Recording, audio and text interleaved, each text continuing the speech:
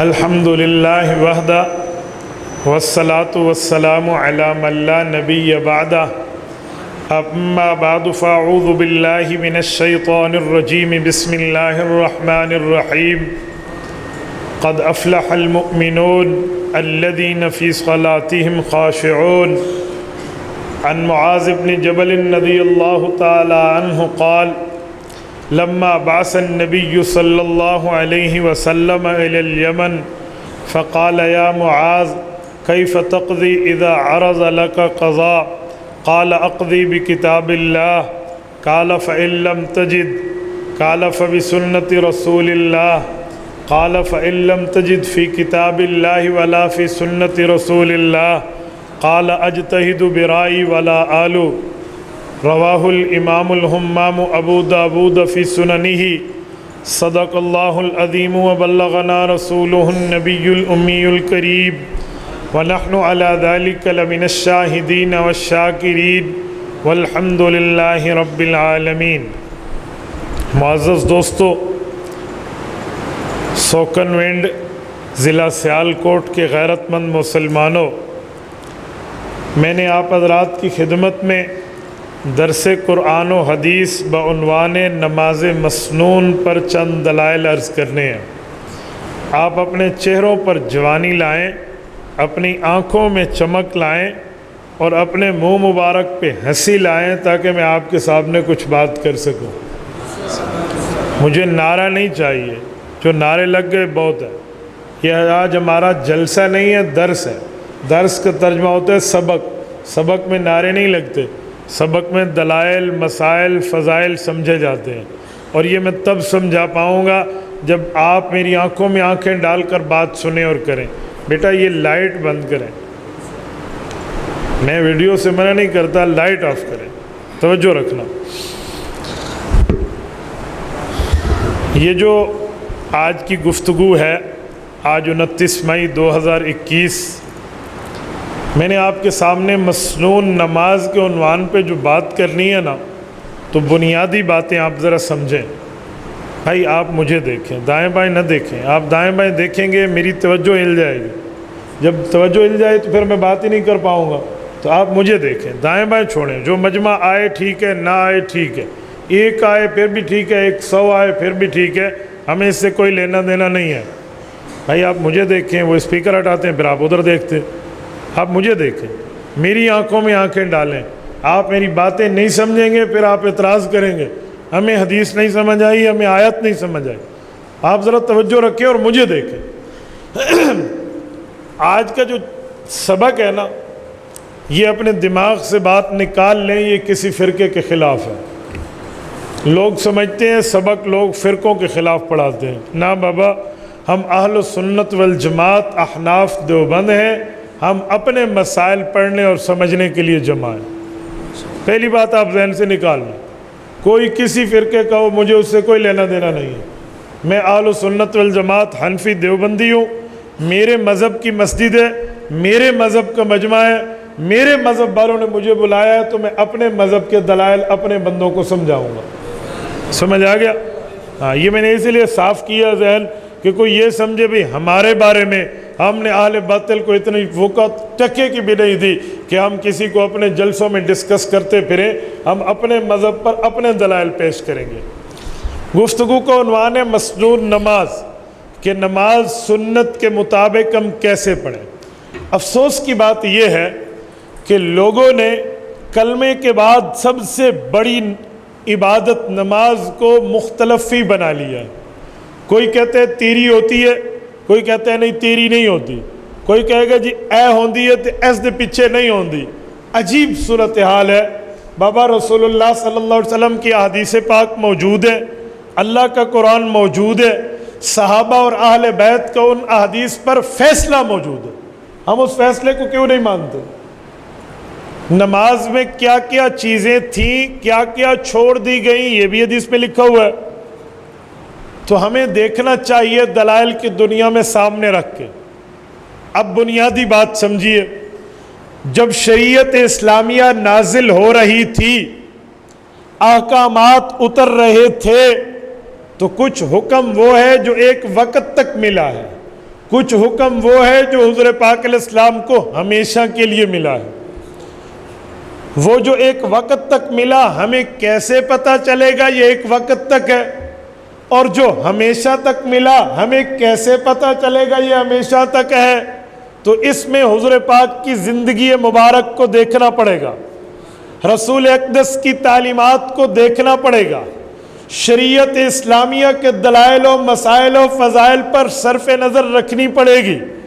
ہم نے دیکھنا ہوگا کس کام کو رسول اللہ نے ہمیشہ کیا ہے اور کس کام سے رسول اللہ نے منع کیا ہے۔ آپ کہیں گے کوئی مثال ہے کہ جو کام ہمیشہ کے لیے نہ ہو وقتی طور پہ ہو؟ جی ہاں، ہم جس طرف منہ کر کے نماز پڑھتے ہیں اسے قبلہ کہتے ہیں، بیت اللہ کہتے ہیں۔ حضور پاک نے پیدائش سے جب حضور پاک کو اعلان نبوت کا حکم ہوا اور نماز فرض ہوئی، وفات تک صرف اس طرف منہ کیا ہے یا کوئی اور طرف بھی ہے؟ وہ دائیں طرف ہے، وہ یہ طرف ہے شمال، جسے ہم مسجد اقصیٰ کہتے ہیں۔ تو اس کا معنی ادھر حکم تھا پھر تبدیل ہو کر ادھر آیا۔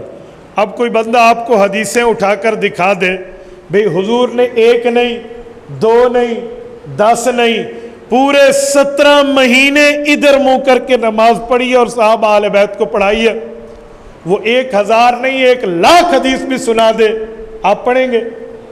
آپ کیا کہیں گے؟ حضور پاک کا عمل ہے، سر آنکھوں پہ، مبارک ہے، مطہر ہے، بابرکت و باسعادت ہے، طیب و طاہر و عطر و مطہر ہے، لیکن قابل عمل نہیں ہے۔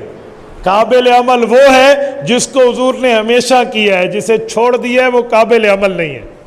مبارک ضرور، بہتر ضرور، اچھا ضرور، لیکن قابل عمل امت کے لیے نہیں ہے۔ تو یہ حکم ایک وقت کے لیے تھا۔ کیوں تھا یہ اس کا علیحدہ بحث ہے۔ تحویل قبلہ عنوان ہو تو میں دلیل دوں گا بھی قبلہ بدلا کیوں ہے، ورنہ دوسرے پارے کا پہلا صفحہ کسی عالم سے تفسیر کے ساتھ پڑھ لیں، خود نہ پڑھیں، کسی عالم سے پڑھ لیں، آپ کو سمجھ آ جائے گی۔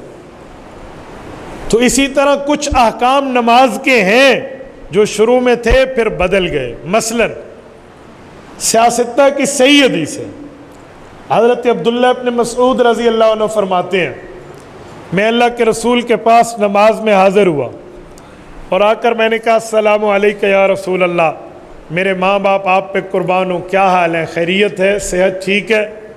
حضور پاک نماز میں تھے، حضور نے جواب نہیں دیا۔ اب سوال اٹھتا ہے نماز میں بولنا جائز ہے؟ جی ہاں، جس وقت کی بات عبداللہ ابن مسعود فرما رہے ہیں اس وقت بولنا جائز تھا، سلام و کلام جائز تھا۔ نماز میں ٹھہرے ہیں، یہ نماز چل رہی ہے اور ادھر مولانا تشریف لائے ہیں، مفتی عبدالواحد صاحب کون سی رکعت ہے؟ مولانا دوسری ہے، دوسری نماز، اللہ اکبر۔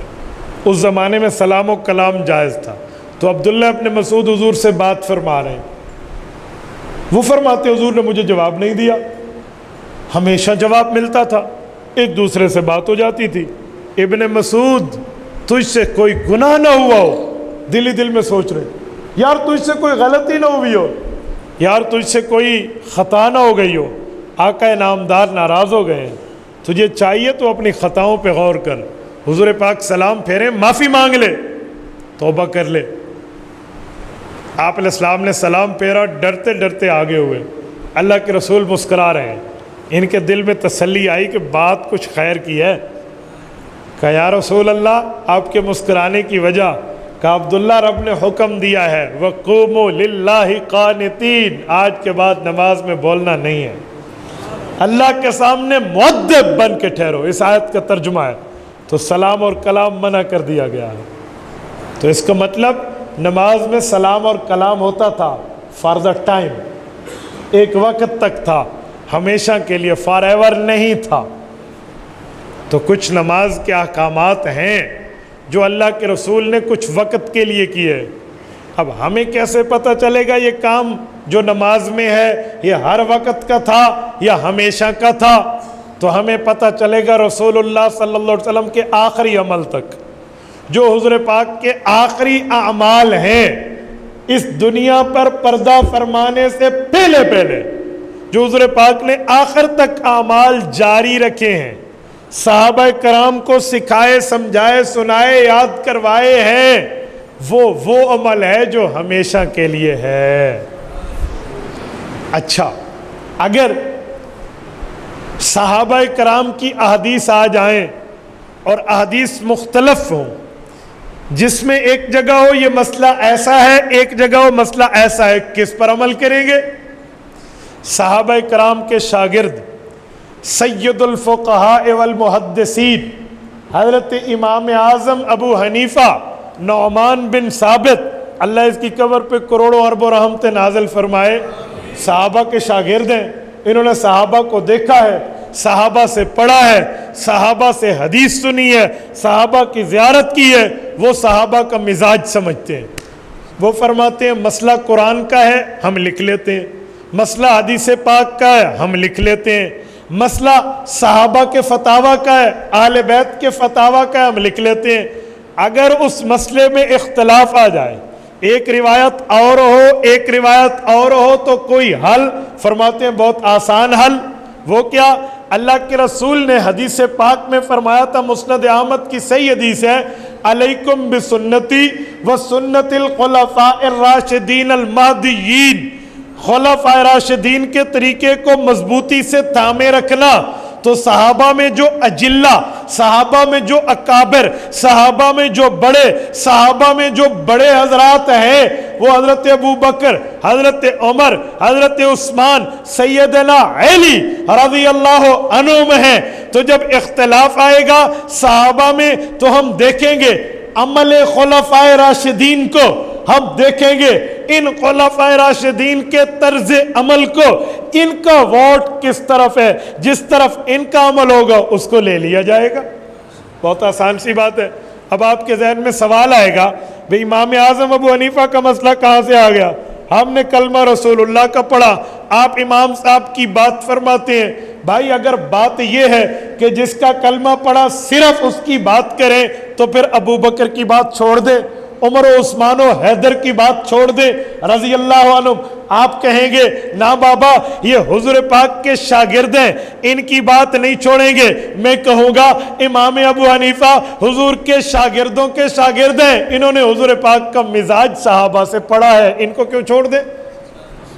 بھائی میں نے تو صحابہ کو نہیں دیکھا، آپ نے صحابہ اور اہل بیت کی زیارت نہیں کی، اور جس نے کی ہے اس کو نہ مانے۔ لوگ کہتے ہیں امتی کی نہیں ماننی۔ میں ایک جگہ ایک بندے سے بات کر رہا تھا، انہوں نے مجھے کہا امتی کی نہیں ماننی، صرف قرآن صرف حدیث۔ میں نے کہا بھائی تھوڑا جوش ٹھنڈا، تھوڑا ٹھنڈا، تھوڑا چہرے پہ اسمائل لا، تھوڑا ٹھنڈا۔ یہ جو جوش آپ کا علم مار رہا ہے نا، میں بہت اچھی طرح کراچی تا خیبر سفروں میں جانتا ہوں۔ صرف قرآن صرف حدیث؟ کہتے جی ہاں۔ میں نے کہا آپ کے علماء صاحبان نے کتابیں لکھی ہیں؟ لکھی ہیں۔ میں نے کہا ان سب کتابوں کو تندور میں ڈالو۔ کیوں؟ میں نے کہا امتی کی بات ماننی نہیں ہے، کیوں لکھی؟ صرف قرآن کا ترجمہ، صرف حدیث کا ترجمہ، تیسری چیز نہ لانا۔ چھپ۔ مجھے کہتے ہیں ہمارے علماء نے ہمیں قرآن حدیث سمجھایا ہے۔ تو میں نے کہا تیرے مولوی نے قرآن حدیث سمجھایا ہے، میں مان لوں، جو صحابہ کا شاگرد ابو حنیفہ ہے اس کی تو نہیں مانی نہیں۔ کیسی بات کر رہا ہے؟ عقل پہ بات کر، میزان پر بات کر، دلیل پر بات کر، پروف اور ایویڈنس سے بات کر، ایسے ہوا میں بات نہیں چلے گی۔ ایسے میں صحابہ کرام کے شاگرد امام اعظم کو چھوڑ دو؟ بھائی صحابہ کرام کا شاگرد ہے، اس نے صحابہ کی زیارت۔ اچھا میرے جانے کے بعد کوئی آپ کو کہے گا مولوی ایویں ہی کہہ گیا ہے، کس صحابی کی زیارت کی ابو حنیفہ نے؟ دل کی تختی پر تعویذ بنا کر نوٹ کر لو۔ امام اعظم ابو حنیفہ رحمہ اللہ کے لیے موفق کے مکی میں امام مکی رحمہ اللہ نے لکھا ہے، حضرت انس بن مالک امام ابو حنیفہ کے استاذ ہیں، امام ابو حنیفہ حضرت انس بن مالک کے شاگرد ہیں۔ حضرت عبداللہ ابن انیس رضی اللہ عنہ پیغمبر کے صحابی ہیں، امام حنیفہ کے استاذ ہیں۔ حضرت عبداللہ ابن حارث ابن جزء الزبیدی رضی اللہ عنہ حضور پاک کے صحابی ہیں، امام ابو حنیفہ کے استاذ ہیں، اور امام حنیفہ ان کے شاگرد ہیں۔ حضرت عبداللہ ابن ابی حبیبہ رضی اللہ عنہ حضور پاک کے صحابی ہیں، امام ابو حنیفہ کے استاذ ہیں۔ حضرت ماقل ابن یسار المزنی رضی اللہ عنہ حضور پاک کے صحابی ہیں، امام ابو حنیفہ کے استاذ ہیں۔ حضرت واصلۃ ابن الاسقا رضی اللہ تعالی عنہ حضور پاک کے صحابی ہیں، امام ابو حنیفہ کے استاذ ہیں۔ حضرت سہل بن سہیل العدوی رضی اللہ عنہ حضور پاک کے صحابی ہیں، امام ابو حنیفہ کے استاذ ہیں۔ حضرت سدی بن عجلان ابو امامہ باہلی الشامی رضی اللہ عنہ حضور پاک کے صحابی ہیں، امام ابو حنیفہ کے استاذ ہیں۔ حضرت عائشہ بنت اجرد رضی اللہ عنہ حضور کی صحابیہ ہیں، امام ابو حنیفہ کے استاذ ہیں۔ ہضم کرنا سیکھیے۔ حضرت امام صاحب نے صحابہ سے پڑھا ہے، اور جو صحابہ سے پڑھا اس نے لکھ کے امت کی رہنمائی کی ہے۔ جو صحابی کا شاگرد صحابہ کے طرز عمل کو، صحابہ کا شاگرد صحابہ کے فتویٰ کو، صحابہ کا شاگرد صحابہ کرام کے اعمال و اقوال و افعال کو لکھ کر امت کو دے، اس کی نہ مانو، تیرے مولوی کی مانو، تھوڑا گزارا۔ بعض بندوں کو جوش ہوتا ہے نا، میں اس لیے جوش کو ہوش کے ساتھ رکھتا ہوں، توجہ رکھنا۔ ہو سکتا ہے میری گفتگو میں لفظ سخت ہو، لیکن میں کچھ سمجھانا چاہ رہا ہوں۔ تو امام اعظم ابو حنیفہ نے فرمایا میں نے صحابہ سے پڑھا، سمجھا، سنا، سنایا، تو جب دیکھیں گے صحابہ کرام میں کسی مسئلے پر اختلاف ہے تو اس کی مانیں گے جو خلفائے راشدین ان کی تائید کر دیں۔ ہو گیا فیصلہ۔ اب آئیے ذرا مسائل و فضائل پر۔ نماز ہے، ہمیں ہمارے امام اعظم ابو حنیفہ رحمۃ اللہ علیہ نے نماز وہ سکھائی ہے جو انہوں نے حضور پاک کے صحابہ کو آنکھوں سے دیکھ کر سیکھی ہے۔ انہیں پتہ ہے صحابہ کون سا عمل کر رہے ہیں، انہوں نے آگے لکھ کے امت کو بتا دیا۔ بعض وہ چیزیں ہیں جو ہمیں روایت کے ذریعے پہنچیں گی۔ روایت کہتے ہیں لکھ کر عمل آنے کو، رؤیت کہتے ہیں آنکھ سے دیکھنے کو۔ ایک بندہ آئے وہ لکھے بھائی یہ مسجد کے دروازے لکڑی کے تھے، لیکن آخر وقت میں ایک بندہ کہے نہیں جی ایلومینیم کے تھے، کیونکہ میں آنکھ سے دیکھ کر آیا ہوں۔ لکھی ہوئی تحریر کا اعتبار اس وقت تک ہوگا جب تک آنکھی دیکھی ہوئی شہادت نہ آ جائے، جیسے کہتے ہیں آئی وٹنس، چشم دید۔ تو امام ابو حنیفہ تو صحابہ کے چشم دید گواہ ہے، امام صاحب نے ان کو دیکھا ہے تو ان کو پڑھ کے صحابہ کرام کو سمجھ کے لکھا ہے۔ جو لکھا ہے تو وہ پھر تفصیل دیتے ہیں، سمجھاتے ہیں، بتاتے اور سناتے ہیں کہ احادیث تو کئی ہیں، لیکن ان احادیث کا میں تتبع کرتا ہوں۔ توجہ رکھنا، توجہ نہیں لے، تتبع کرتا ہوں، تلاش کرتا ہوں، اور حدیثوں کو چھان پھٹک کے جس پر صحابہ نے عمل کیا ہے، جسے چھوڑ دیا ہے، اس کو علیحدہ علیحدہ لکھ کر امت کو بتاتا ہوں۔ مثلا سب سے پہلے آ جائیے، نماز میں ہاتھ اٹھانا کہاں تک ہے؟ اہل سنت والجماعت احناف دیوبند کا نظریہ ہے کہ نماز میں کانوں کی لو کے برابر، چمٹا کے نہیں ہے، تقریباً برابر رکھ کر نماز میں ہاتھ اٹھائیں۔ یہ ہمارا نظریہ، ہم اس پہ عمل کرتے۔ ایک بندہ آپ کے سامنے حدیث لائے گا، حدیث پاک میں ہے اللہ کے رسول نے سینے کے برابر ہاتھ اٹھائے ہیں، آپ نے خاموش ہو جانا ہے، بھائی ہم تو کان تک اٹھاتے ہیں، اے حدیث بھی کھا دیتی ہے حضور سینے تک ہاتھ اٹھائے۔ ایک بندہ کہے گا نہیں بابا حیال من کی بھائی، حزو من کی بھائی، کاندھوں تک ہاتھ اٹھائے ہیں، یہ بھی حدیث ہے، آپ نے پریشان ہو جانا ہے۔ تو پریشان نہیں ہونا، میں اس کا حل بتانے آیا ہوں۔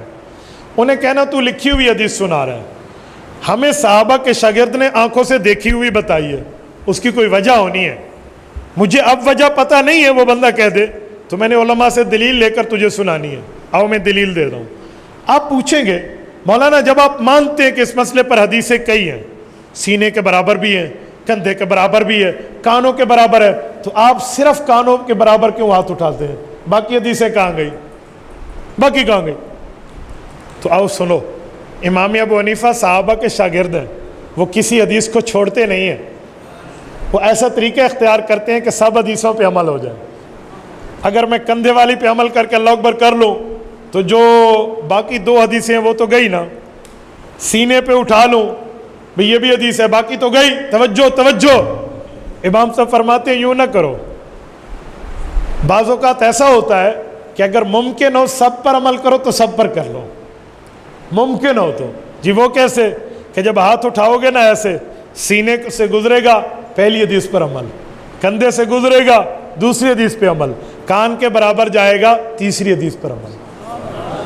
تو امام ابو حنیفہ نے کوئی حدیث چھوڑی نہیں ہے، لیکن جس کے دل میں بغض ہے، جس کی زبان پہ نفرت ہے، جو فرقہ واریت کا دل دادا ہے، اس نے تو آپ کو کہنا ہے حدیث لکھی پئی ہے سینے دے برابر تے تو ابو حنیفہ دی من کے کنا علی منی کھلوتے ہے۔ عوام نے تو پریشان ہو جانا ہے نا، وہ تو بیچارہ سوچے گا، لیکن اس کو پریشان نہیں ہونا چاہیے۔ کیوں؟ یہ اس کی بات مان رہا ہے جس نے رسول اللہ کے صحابہ کی زیارت کی ہے۔ اور اج دے مولوی تو غلطی ہو سکتی ہے، پیغمبر دے صحابہ نو جس اکھاں نال ویکھیا اس دی گل کر دیو یار۔ جس نے رسول آج کے دور میں کوئی آدمی مل جائے نا کہ اس نے قائد اعظم محمد علی جناح کے ساتھ وقت گزارا ہے، اسے پروٹوکول ملتا کیسے؟ جس نے ہمارے بانی پاکستان کے ساتھ وقت گزارا ہے۔ آج کے دور میں کوئی مل جائے نا اس نے فلاں، مثلا حضرت حاجی عبد الوہاب رحمۃ اللہ علیہ ابھی فوت ہوئے کچھ سال پہلے، ایک بندہ کہ میں نے حاجی صاحب کی دن رات خدمت کیا، ہم عزت کرنا شروع کر دیتے ہیں۔ بھائی ہمارے ایک بندہ مل جائے، میں نے مفتی محمود رحمۃ اللہ علیہ جیسے بڑے عالم کی زیارت کی ہے جس نے قومی اسمبلی میں ذوالفقار علی بھٹو کو منوایا تھا کہ مرزائی کافر ہے، اور بھٹو صاحب نے لکھ دیا تھا آئین میں۔ ہم اس کی قدر کریں گے، بابا تو بہت پرانا آدمی ہے، اے بڑا بندہ ہے۔ تو جو صحابہ کرام ہیں یہ امت میں سب سے بڑے ہیں، حضور پاک کی طرف سے امت کے قائد، لیڈرز، سربراہ، رؤساء ہے۔ جس نے ان کو دیکھا، ان سے پڑھا، ان سے سمجھا، اس کی عزت کتنی ہوگی۔ تو ایویں گل نہیں کہ ایک بندہ آپ کو دکھائے ابو حنیفہ یوں کہتے ہیں، حدیث یوں کہتی ہے تو آپ نے پریشان ہو جانا ہے، جی نہیں۔ امام ابو حنیفہ کے پاس بھی دلائل، مسائل، فضائل ہیں۔ امام ابو حنیفہ نے آخر صحابہ کو دیکھا، پڑھا ہے۔ آپ کو اپنی قبر کی فکر ہے، آپ کو اپنی آخرت کی فکر ہے، آپ کو قیامت کی فکر ہے، آپ کو سوال و جواب کی فکر ہے۔ امام ابو حنیفہ کو نہیں ہے فکر، یار اس کو نہیں ہے۔ ہم اپنے آپ کے ایمان کے بجائے دوسروں پر شک کرنا شروع کر دیتے ہیں۔ ایک جگہ ایک نماز کا مسئلہ میرے پاس آیا کہ نماز ہوئی یا نہ ہوئی۔ امام صاحب سے ایک کام ہو گیا تھا تو میں نے کہا جی نماز ہو گئی۔ ایک بابا جی مجھے کہتے ہیں مولوی صاحب اے نماز نہیں ہوئی۔ میں نے کہا تسی دوبارہ پڑھ لو، آپ نے مسئلہ غلط بتایا۔ میں نے کہا مجھے دلیل سے سمجھا دے، میں مان جاؤں گا۔ وہ بحث کرنے لگے۔ میں نے کہا چاچا بات سن، قبر تجھے صرف فکر ہے، ہمیں نہیں ہے۔ ہم نے قبر میں نہیں جانا، ہم سے منکر نکیر نے نہیں پوچھنا، ہم سے کوئی سوال جواب نہیں ہے۔ 100 آدمیوں کی نماز کی ذمہ داری لے رہا ہوں اور اس دلیل پر مفتی فتویٰ دے رہا ہے، ایویں گل ہے، ایسی بات ہے؟ شرم کرو، اپنی نماز کی تجھے فکر ہے۔ میں 100 بندوں کی بنیاد پر دلیل کی دنیا میں فتویٰ دے رہا ہوں، ہمیں نہیں فکر۔ بعض بندے آؤٹ آف سینس صوفی بنتے ہیں، تو ہمیں آؤٹ آف سینس صوفی بننے کی بات نہیں ہے، سینس لیس نہیں ہونا چاہیے ہمیں عقل اور شعور کو اور ایمان کو ساتھ لے کر چلنا چاہیے۔ تو بعض چیزیں ہوتی ہیں، اسی طرح ہاتھ اٹھانے کی یہ حدیثیں ہیں، تو اس پر آپ نے پریشان نہیں ہونا۔ اس سے تھوڑا آگے چلیں، جب ہم نماز میں ہاتھ باندھ لیتے ہیں، اب نماز میں ہاتھ باندھنے کہاں ہیں؟ کچھ لوگ آپ کو کہیں گے جی آپ نے ہاتھ باندھنے ہیں ناف کے اوپر، کچھ کہیں گے ناف کے نیچے۔ یہ دونوں طریقے ٹھیک ہیں۔ آپ ناف کے اوپر ہاتھ باندھو تو بھی حدیث پاک میں ہے، آپ ناف کے نیچے ہاتھ باندھو تو بھی حدیث پاک میں ہے۔ یہ بات یاد رکھیں، مرد ان دو جگہوں پہ ہاتھ باندھتے ہیں۔ سینے پر ہاتھ باندھنا مرد کی کسی صحیح حدیث میں نہیں ہے، اسی لیے ہم ناف کے اوپر ہاتھ باندھیں اور ناف کے نیچے ہاتھ باندھیں، دونوں کو ٹھیک کہتے ہیں۔ ناف کے نیچے ہم باندھتے ہیں، اوپر والے کو ٹھیک تو کہتے ہیں لیکن باندھتے نیچے ہیں۔ اس کی کیا وجہ ہے؟ وجہ ترجیح کیا ہے؟ اس کی دلیل کیا ہے؟ اس طرح وزن کس کا ہے کہ ناف کے نیچے ہاتھ باندھو؟ بابا اس پر حضرت علی المرتضیٰ کا عمل بھی ہے اور حدیث بھی ہے۔ باقی حدیثوں کا عمل باقی صحابہ کا ہے ناف کے اوپر، لیکن ہم امام اعظم ابو حنیفہ رحمہ اللہ کے اصول کو فالو کرتے ہیں کہ جس جگہ صحابہ میں اختلاف آ جائے تو اس کی مانو جو خلفائے راشدین ہے۔ تو حضرت علی المرتضیٰ کی حدیث ہے، سنن نبی داود ہے، اس میں حدیث پاک صحیح موجود ہے۔ حضرت علی المرتضیٰ فرماتے ہیں ان من السنہ وضع الکف علی الکف فی الصلاۃ تحت السرہ، فرمایا سنت رسول اللہ کی یہ ہے نماز میں دایاں ہاتھ اوپر بایاں ہاتھ نیچے، اور ان دونوں کو تحت السرہ ناف کے نیچے رکھو۔ تو ہم نے یہ مانی ہے، اپنے مذہب کی دلیل دے دی ہے۔ اب کوئی ناف سے اوپر باندھے میں اسے غلط نہیں کہتا، میں تو کہتا ہوں بابا آپ ناف کے اوپر باندھ لیں، لیکن جس کو ہم نے حق سمجھا ہے، بہتر اور بہترین کا اختلاف ہے، بہتر اور بہترین کا، تو ہم نے بہترین اس کو سمجھا ہے کہ ناف کے نیچے۔ اس پر اگر کوئی سمجھنے کے لیے سمجھنا چاہے نا، حدیث سے ہٹ کے میں کامن سینس کی بات بھی کر سکتا ہوں، عقلیات کی، کہ ہاتھ کیوں باندھے جاتے ہیں۔ ہاتھ باندھنے کا دراصل مطلب ہے اپنی شہوت کو کنٹرول کرنا، مرد کی شہوت ناف کے نیچے ہے تو اسے کنٹرول کرنے کے لیے وہ یہیں ہاتھ باندھ لیتے ہیں، عقلی آدمی ہے۔ ایک آدمی مجھے کہنے لگا مولانا آپ پھنس جاؤ گے۔ میں نے کہا اس دھرتی پر کسی ماں کی کوکھ نے وہ بیٹا نہیں جنا جو اہل حق علماء کو دلیل میں پھنسا جائے۔ یہ دھمکی کسی اور کو دینا، یہ تھریڈ کسی اور کو کرنا، اس دماغ میں یہ دھمکی نہیں آتی، یہ دھمکی پروف دماغ ہے، تھریڈ پروف ہے۔ میں نے تجھ سے اس طرح متاثر نہیں ہونا، میں دلیل کی دنیا کا ماہر آدمی ہوں، میں نے دلائل پڑھے ہیں، سمجھے ہیں، سنے ہیں، اس کے بعد عمل کر رہا ہوں۔ میں ایویں نہیں آ گیا دلیل سے بات کرو ڈر گئے ہو میں یوں کروں، اس طرح کسی بچے کو کہنا، ہمیں نہیں کہنا۔ میں بہت سے اس طرح آپ کے 30 مار خان دیکھ چکا ہوں، کہنے لگا میں پھنسا لوں گا۔ میں نے کہا جی بسم اللہ، دا گز دا میدان، آئیے بسم اللہ بات فرمائیے۔ ناف کے نیچے ہاتھ ستر ہے، یہ چھپانے کی جگہ ہے، پلیت جگہ ہے، اسے چھپایا جاتا ہے۔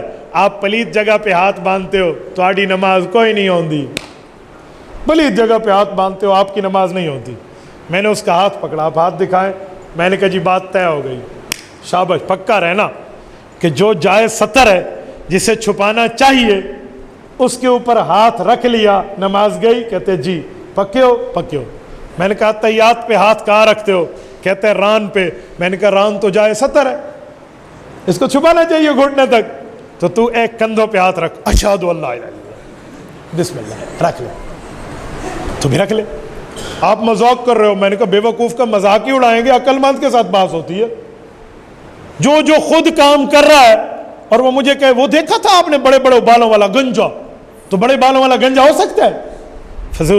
فضول آدمی کو انجوائے کرنا ہوتا ہے، انٹرٹینمنٹ ہے، ایسے وقت پاس ہے، ہم ٹائم پاس کر رہے ہیں، تو مذاق ہی اڑاؤں گا اور کیا کروں گا؟ تیرے ساتھ میں نے کوئی لین دین کرنی؟ اے اللہ کے بندے، بات وہ کرو جو بات دلیل سے بنے۔ بھئی تو بھی تو ران پہ ہاتھ رکھتا ہے اشہدو اللہ الہ الا اللہ میں، تیری کیوں ہوتی ہے؟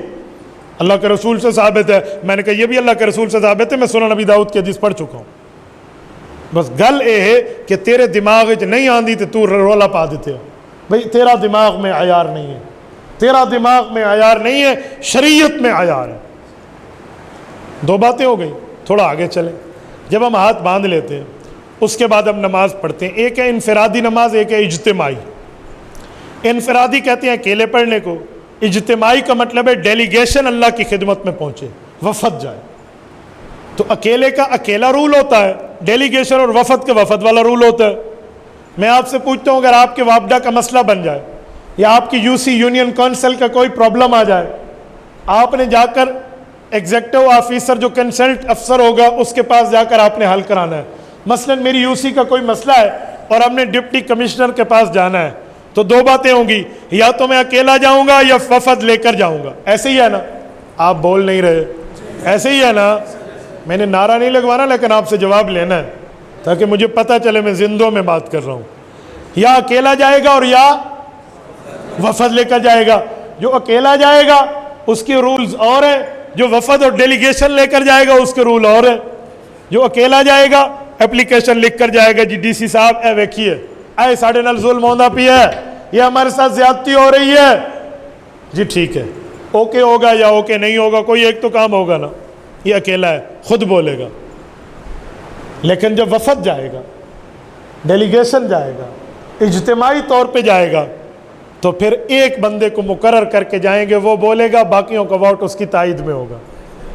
وہ سارے نہیں کہیں گے جی بجلی کا مسئلہ ہے، جی بجلی کا مسئلہ ہے، جی بجلی کا مسئلہ ہے، جی بجلی کا مسئلہ ہے، جی بجلی کا، نہ صاحب نے نہیں کہنا، اکیلے نے کہنا ہے جی بجلی کا مسئلہ، صاحب نے کہنا ہے ہمارے ساتھ یہی مسئلہ چل رہا ہے۔ ایسا ہے یا نہیں ہے؟ ایسا ہی ہے۔ یہی ہمیں رسول اللہ صلی اللہ علیہ وسلم نے سکھایا ہے۔ صحیح مسلم جلد نمبر 2 صفحہ نمبر 178، ابو بکر ابن ابی شیبہ رحمہ اللہ کے واسطے صرف صحیح حدیث امام مسلم کی موجود ہے، کتاب الصلاۃ، ساری جلد 2 نہیں جلد 1۔ حضور پاک علیہ السلام فرماتے ہیں انما جعل الامام لیتم بہ، فرمایا ایک نماز تنہا والی پوری آپ نے پڑھنی ہے، ایک نماز انفرادی نہیں اجتماعی جماعت والی، اس میں آپ کا ایک قائد ہوگا جسے امام کہتے ہیں۔ انما جعل الامام لیتم بہ، امام قائد آپ کے وفد کا بڑا، ڈیلیگیشن کا سربراہ اس لیے بنایا جاتا ہے تاکہ تم اس کی بات کو سمجھو۔ فَإِذَا كَبَّرَ فَكَبِّرُوا، کچھ کام وہ ہیں جو آپ کے اور امام کے درمیان مشترک ہے، دونوں نے کرنے ہیں۔ کچھ کام وہ ہے جو صرف امام نے کرنے ہیں، کچھ کام وہ ہیں جو تم نے کرنے ہیں. یہ تینوں کام رسول اللہ نے سکھا دیے. انما جعل الامام لیتم بھی، صحیح مسلم جلد نمبر 1 کتاب الصلاۃ. امام بنایا اس لیے جاتا ہے تاکہ تم اس کی بات مانو. اب وہ کام جو تم دونوں نے کرنا ہے، فَإِذَا كَبَّرَ فَكَبِّرُوا، وہ بھی تکبیر کہے تو تم بھی تکبیر کہو. اوکے بالکل ٹھیک ہے یا رسول اللہ، ہم دونوں کہیں گے. آگے فرمایا وَإِذَا قَالَ، قَالَ سنگولر کا صیغہ ہے، واحد مذکر غیب کا صیغہ ہے. اگلا کام امام نے کرنا ہے یا رسول اللہ، وہ کون سا؟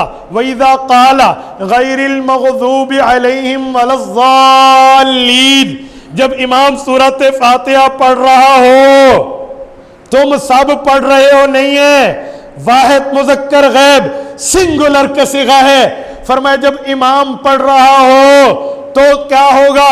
جب وہ پڑھ چکے فَقُولُوا آمین، اب جمع کا صیغہ پرولر کا صیغہ بولا، اب پھر تم سب نے آمین کہنی ہے.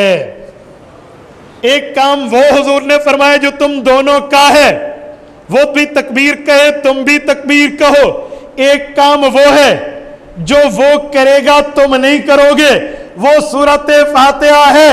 وَإِذَا قَالَ، وَإِذَا قُلْتُمْ نہیں ہے، وَإِذَا قَالَ جب وہ اکیلا کہہ دے، کیا کہہ دے؟ غیر المغضوب علیہم ولا الضالین، یعنی سورۃ فاتحہ پوری کر لے. اس اکیلے نے کر لیا، اب ہماری ڈیوٹی فرمایا فقولوا آمین، اب تم نے آمین کہنا ہے. اچھا ٹھیک ہو گیا یا رسول اللہ. آگے فرمائے جی ہاں وَإِذَا قَرَأَ فَأَنصِتُوا، یاد رکھنا وہ قرآن کریم کی تلاوت کرے گا، تم نے خاموش رہنا ہے. یہ ڈیلیگیشن ہے، یہ وفد ہے. صحیح مسلم کی صحیح حدیث ہے، سر پہ پگڑی تب باندھی جا سکتی ہے جب صحیح مسلم پاس کرے بندہ. ایسے عالم کے سر پہ دستار فضیلت نہیں سکتی. تو جب وہ پڑھنے لگے تم چپ کر جاؤ.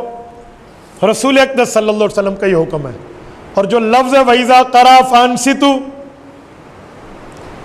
حضور پاک کے کچھ لفظ وہ ہیں جو حضور بولتے ہیں وہ قرآن میں بھی ہوتے ہیں. کچھ لفظ ایسے ہیں، بعض الفاظ تو قرآن کریم کے وہ ہیں جو صحابہ میں حضرت عمر بولتے تھے، قرآن بن کے آ جاتا تھا. سبحانک ھذا بہتان عظیم. اما عائشہ کے واقعے پہ حضرت عمر نے فرمایا رب نے قرآن بنا کے سورۃ نور میں اتار دیا، سبحانک ھذا بہتان عظیم.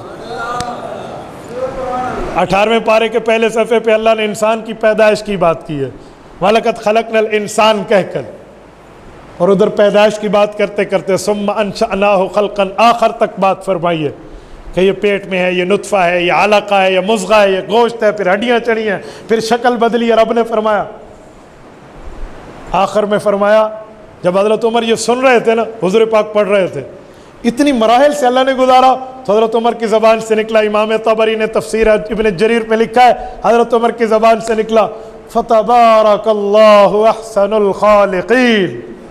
واہ میرے مولا تیری خلقیت، واہ میرے مولا تیرا خالق ہونا، واہ میرے اللہ تیرا کمال کا بنانا، اس جیسا کوئی نہیں ہے.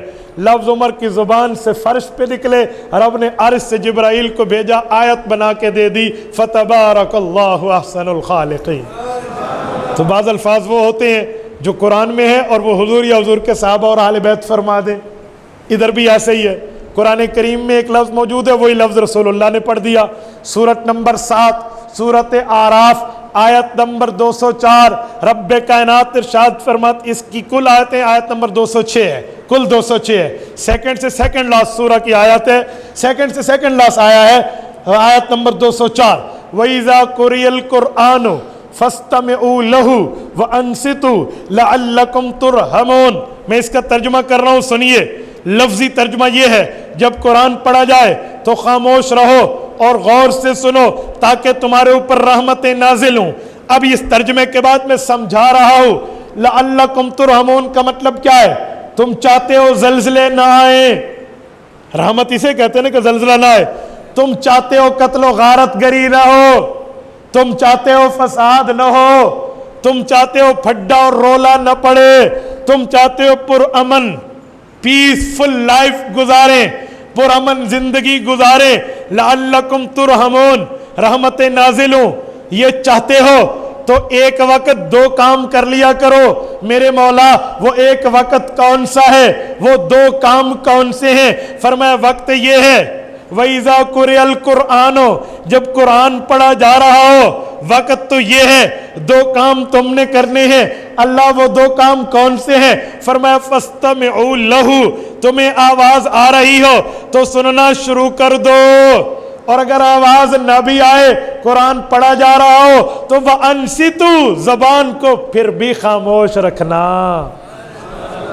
یہ ہمیں قرآن کریم نے بتایا، یہی الفاظ اللہ کے رسول نے صحیح مسلم کی اس حدیث میں فرما دی۔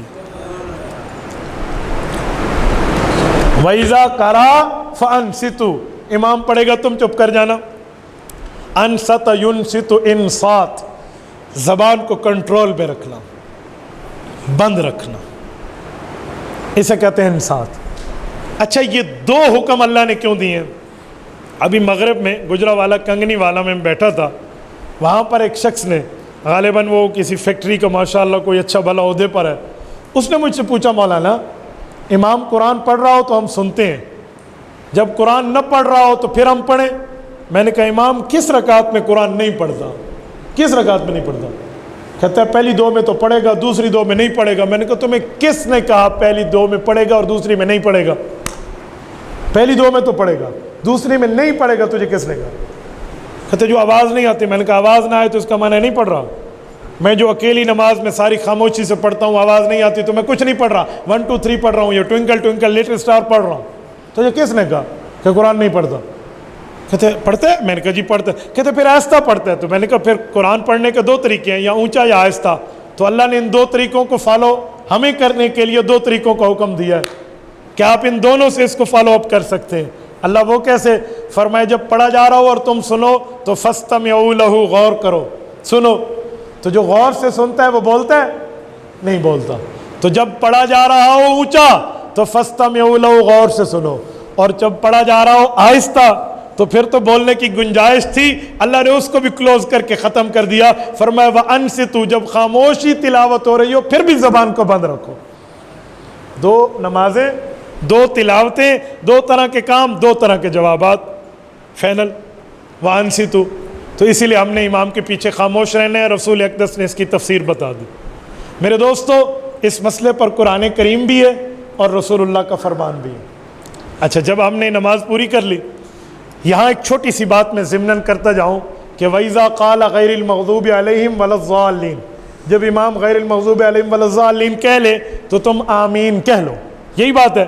تو ادھر بعض اوقات کچھ لوگ ہمیں کہتے ہیں تم حنفی آمین تو نہیں کہتے۔ ہم نے کہا جی ہم تو کہتے ہیں، کہتے ہیں ہمیں سنائی تو نہیں دیتی۔ بابا سنائی نہ دے، ہم نے آہستہ ہی کہنی ہے۔ تو کچھ کہتے ہیں حدیث پاک میں تو لکھا ہوا ہے حضور پاک نے اونچی آمین فرمائی ہے، تو میں کہتا ہوں بالکل صحیح حدیث سے لکھا ہوا ہے، میں مانتا ہوں۔ جامع ترمذی جلد نمبر 1 ابواب الصلاۃ میں حدیث ہے، رسول اقدس صلی اللہ علیہ وسلم نے قال آمین ومد بہا صوتا، اونچی آواز سے فرمائی ہے نماز میں۔ لیکن میرے بھائی یہ حدیث یہاں ختم ہو جاتی ہے یا آگے پیچھے کوئی اور بات بھی ہے؟ گل تو صرف اپنے فرقے دی کرنی ہے یا پورے اسلام دی کرنی ہے؟ ہمارے تبلیغی جماعت والے کہتے ہیں ادھورے دین پر چلنے میں کامیابی ہے۔ کیا کہتے ہیں؟ بابا ہم ریمنڈ والے ہیں نا، تو ہم کیا کہتے ہیں؟ پورے دین پر چلنے میں کامیابی۔ تو اس مسئلے پر پوری حدیث سنا دینا۔ ہاں جی اور حدیث بھی آگے لکھا ہوا ہے قال آمین وخفض بہا صوتا، آمین فرمائی اور آہستہ کی۔ تو جب آ گیا آہستہ ہے، جب آ گیا اونچی ہے، تو میں تو تیری اونچی پہ اعتراض نہیں کر رہا، تجھے کس نے کہا ہے میری آہستہ پہ اعتراض کر؟ یہ میں فائنل کرتا ہوں کہ اونچی ہے یا آہستہ ہے، یہ فائنل کر لیتا ہوں۔ ذرا اس کو یہاں پینڈنگ کرے، پہلے مجھے تجھے صاف کر رہا ہے، تجھے کس نے کہا میرے اوپر آبجیکشن کر؟ جب تجھے پتہ ہے حدیث ہے، جب تیرے علم میں حضور پاک نے آہستہ فرمائی ہے اور میں حضور کے طریقے پر عمل کر رہا ہوں، پھر تجھے کس نے کہا میرے اوپر آبجیکشن کر؟ تجھے بہت زیادہ ضرورت ہے۔ ہاں تو سوال کرتا، کویسچن کرتا اپنے سمجھنے کے لیے کہ مولانا حدیثیں 2 ہیں، آپ نے ان میں ایک پر عمل کیوں کیا؟ پھر میں دلیل دیتا۔ آپ نے سوال نہیں کیا، آپ نے آبجیکشن کیا ہے. کویسچن اور آبجیکشن میں بڑا ڈفرینٹ ہے. سوال اور اعتراض میں بڑا فرق ہے بھائی. آپ نے کیوں کیا؟ یہی میں حیران ہوں. جس مسئلے پر احادیث موجود ہوتی ہیں لوگ صرف اپنے فرقے کے دفاع کے لیے دوسرے کو کہتے ہیں تیری نماز نہیں ہوتی. بھائی ہم نے کبھی آپ کو کہا ہے کہ آپ اونچی آواز میں آمین فرماتے ہیں تو آپ کی نہیں ہوتی؟ ہم نے کہا ہے؟ ہم تو کبھی نہیں کہتے. ہم نے تو کبھی نہیں کہا تو رفع الیدین کرتے تیری نماز نہیں ہوتی. ہم نے تو کبھی نہیں کہا تو امام کے پیچھے نماز پڑھتے تیری نماز نہیں، امام کے پیچھے قرات کرتے تیری نہیں ہوتی. ہم سے کبھی فتویٰ آپ نے سنا ہے؟ میرے علماء سے سنے؟ ہم تو اپنی بات کرتے ہیں بھائی. تو جب میں کر رہا ہوں تجھے آبجیکشن کا اختیار کس نے دیا؟ میری بات ہے، میرا مذہب ہے، میری مسجد ہے، میرے مقتدی ہیں، میرا مجمع ہے. میں اپنے مذہب کو اپنی بات سنا کر نماز پڑھواتا ہوں. تجھے کس نے کہا؟ یار تجھے اگر اتنا دین کا جوش چڑھا ہوا ہوتا نا تو میں تجھے تبلیغی جماعت کی طرح گشت کرتے ہوئے دیکھتا. تو ان کے پاس جاتا جو داڑھی نہیں رکھتے، بھائی داڑھی رکھ لے حضور کی سنت ہے. تو ان کے پاس جاتا جو آدمی غلط طریقے پر ٹھہرا ہے اور نماز نہیں پڑھتا، بھائی نماز پڑھ لے. جو آدمی بالکل بے نمازی ہے تو اس کے پاس جا کے کہتا ہے جی پڑھ لے. نہ تیری تالاش یہ ہے نمازی ڈھونڈوں، تیری فکر یہ ہے دیندار ڈھونڈوں، تیری سرچنگ یہ ہے صوم و صلات کا پابند ڈھونڈوں اور اسے گمراہ کرتے ہو کہوں تیری نہیں ہوندی نہیں ہوندی نہیں ہوندی.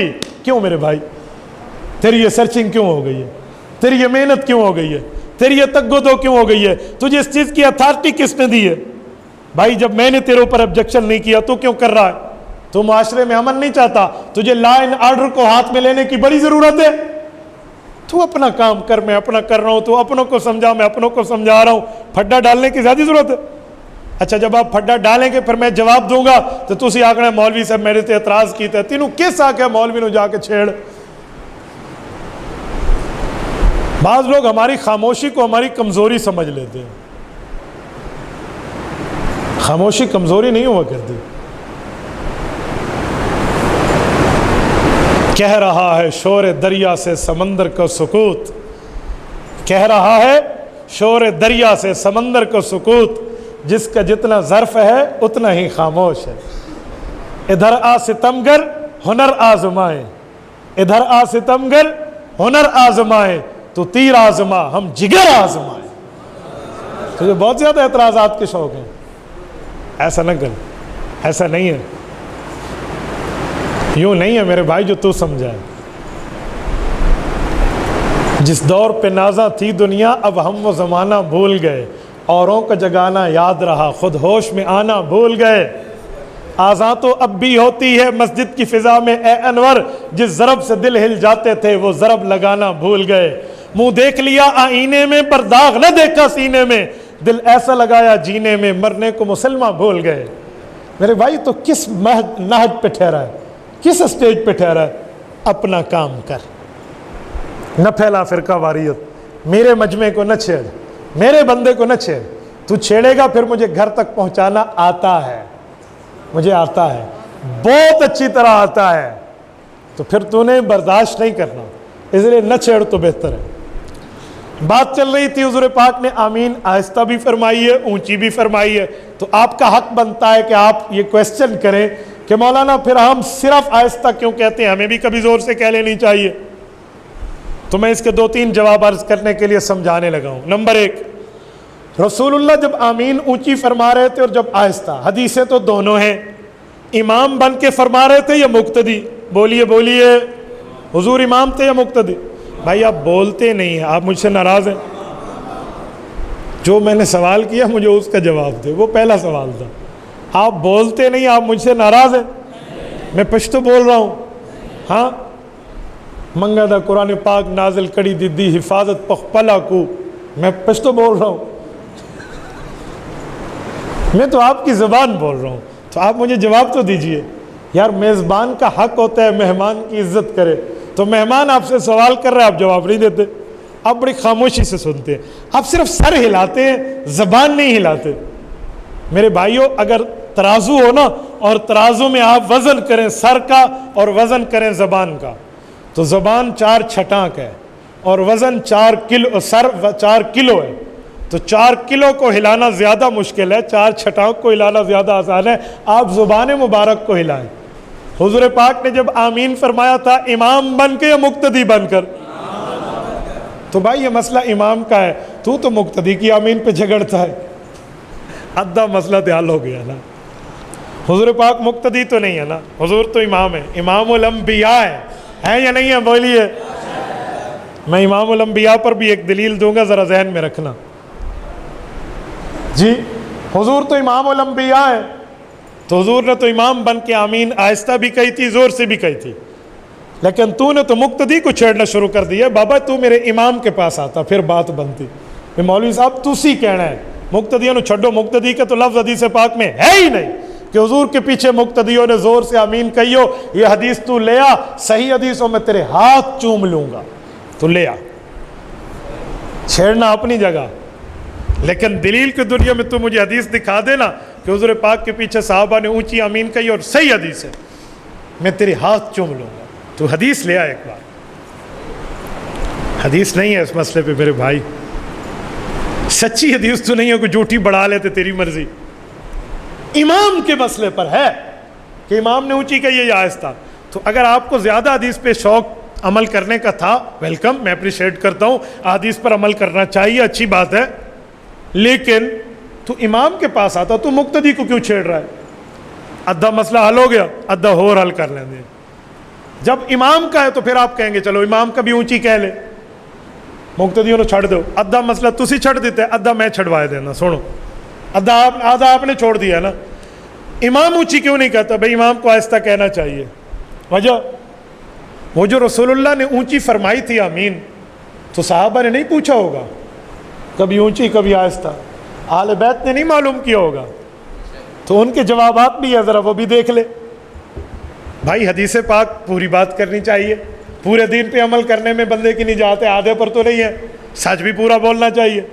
صحابہ کرام فرماتے ہیں اللہ کے رسول کبھی سبحانک اللہم و بحمدک بھی نماز میں اونچا پڑھ لیتے، کبھی التحیات للہ والصلوات اونچی پڑھ لیتے، کبھی اللہم باعث بینی و بین خطایا اونچی پڑھ لیتے، اور کبھی التحیات للہ والصلوات اونچی پڑھ لیتے۔ تو حضرت ابو ہریرہ نے پوچھ لیا، سیاست اتنا پہ موجود ہے، حضور پاک نے جواب دیا کہ میں تمہیں بتاتا ہوں کہ میں ادھر کچھ پڑھ رہا ہوں، اس ٹائم خاموش نہیں ہوں، تمہیں سمجھانے کے لیے، تمہیں اطلاع کرنے کے لیے۔ پتہ چلا یہ حضور پاک کی عادت مبارکہ نہیں تھی، اونچی پڑھنے کی عادتیں نہیں تھی، عادت آہستہ کی تھی۔ کبھی کبھی بیان جواز کے لیے پڑھا تاکہ تمہیں پتہ چلے بابا میں چپ نہیں ہوں، میں کچھ پڑھ رہا ہوں۔ میں مثال دے رہا ہوں، دو خطبوں کے درمیان امام بیٹھتا ہے، کچھ پڑھتا ہے یا نہیں پڑھتا؟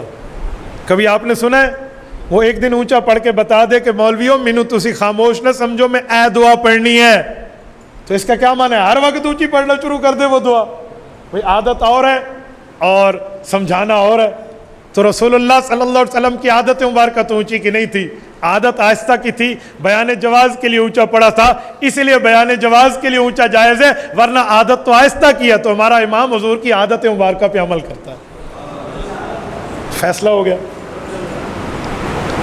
مجھے ایک بندہ کہنے لگا اچھا ٹھیک ہو گیا، کبھی تو اونچی کہہ لو جو حضور نے ایک بار کہی ہے۔ تو میں نے کہا تیرا امام کبھی اونچی سبحانک اللہم کہتے ہیں؟ تو نے کبھی پھڈا ڈالا ہے کہ سبحانک اللہم اونچی کہو، التحیات للہ والصلوات اونچی بولو؟ کہتا ہے نہیں۔ میں نے کہا وہ حدیث تجھے نہیں نظر آتی؟ آمین علی نظر آندی ہے؟ تھوڑا گزارا کر، تھوڑا گزارا۔ جو سبحانک اللہم اونچی پہ تیرا موقف ہے نا، وہی آمین پہ کاپی پیسٹ کر دے، بات فیرل ہو جائے گی۔ نوجوان کو کیوں چھیڑ رہے ہو اللہ کے بندے؟ اتنی بات آپ سمجھیں، تھوڑا آگے چلیں۔ بور تو نہیں ہو رہے؟ سارے بتائیں۔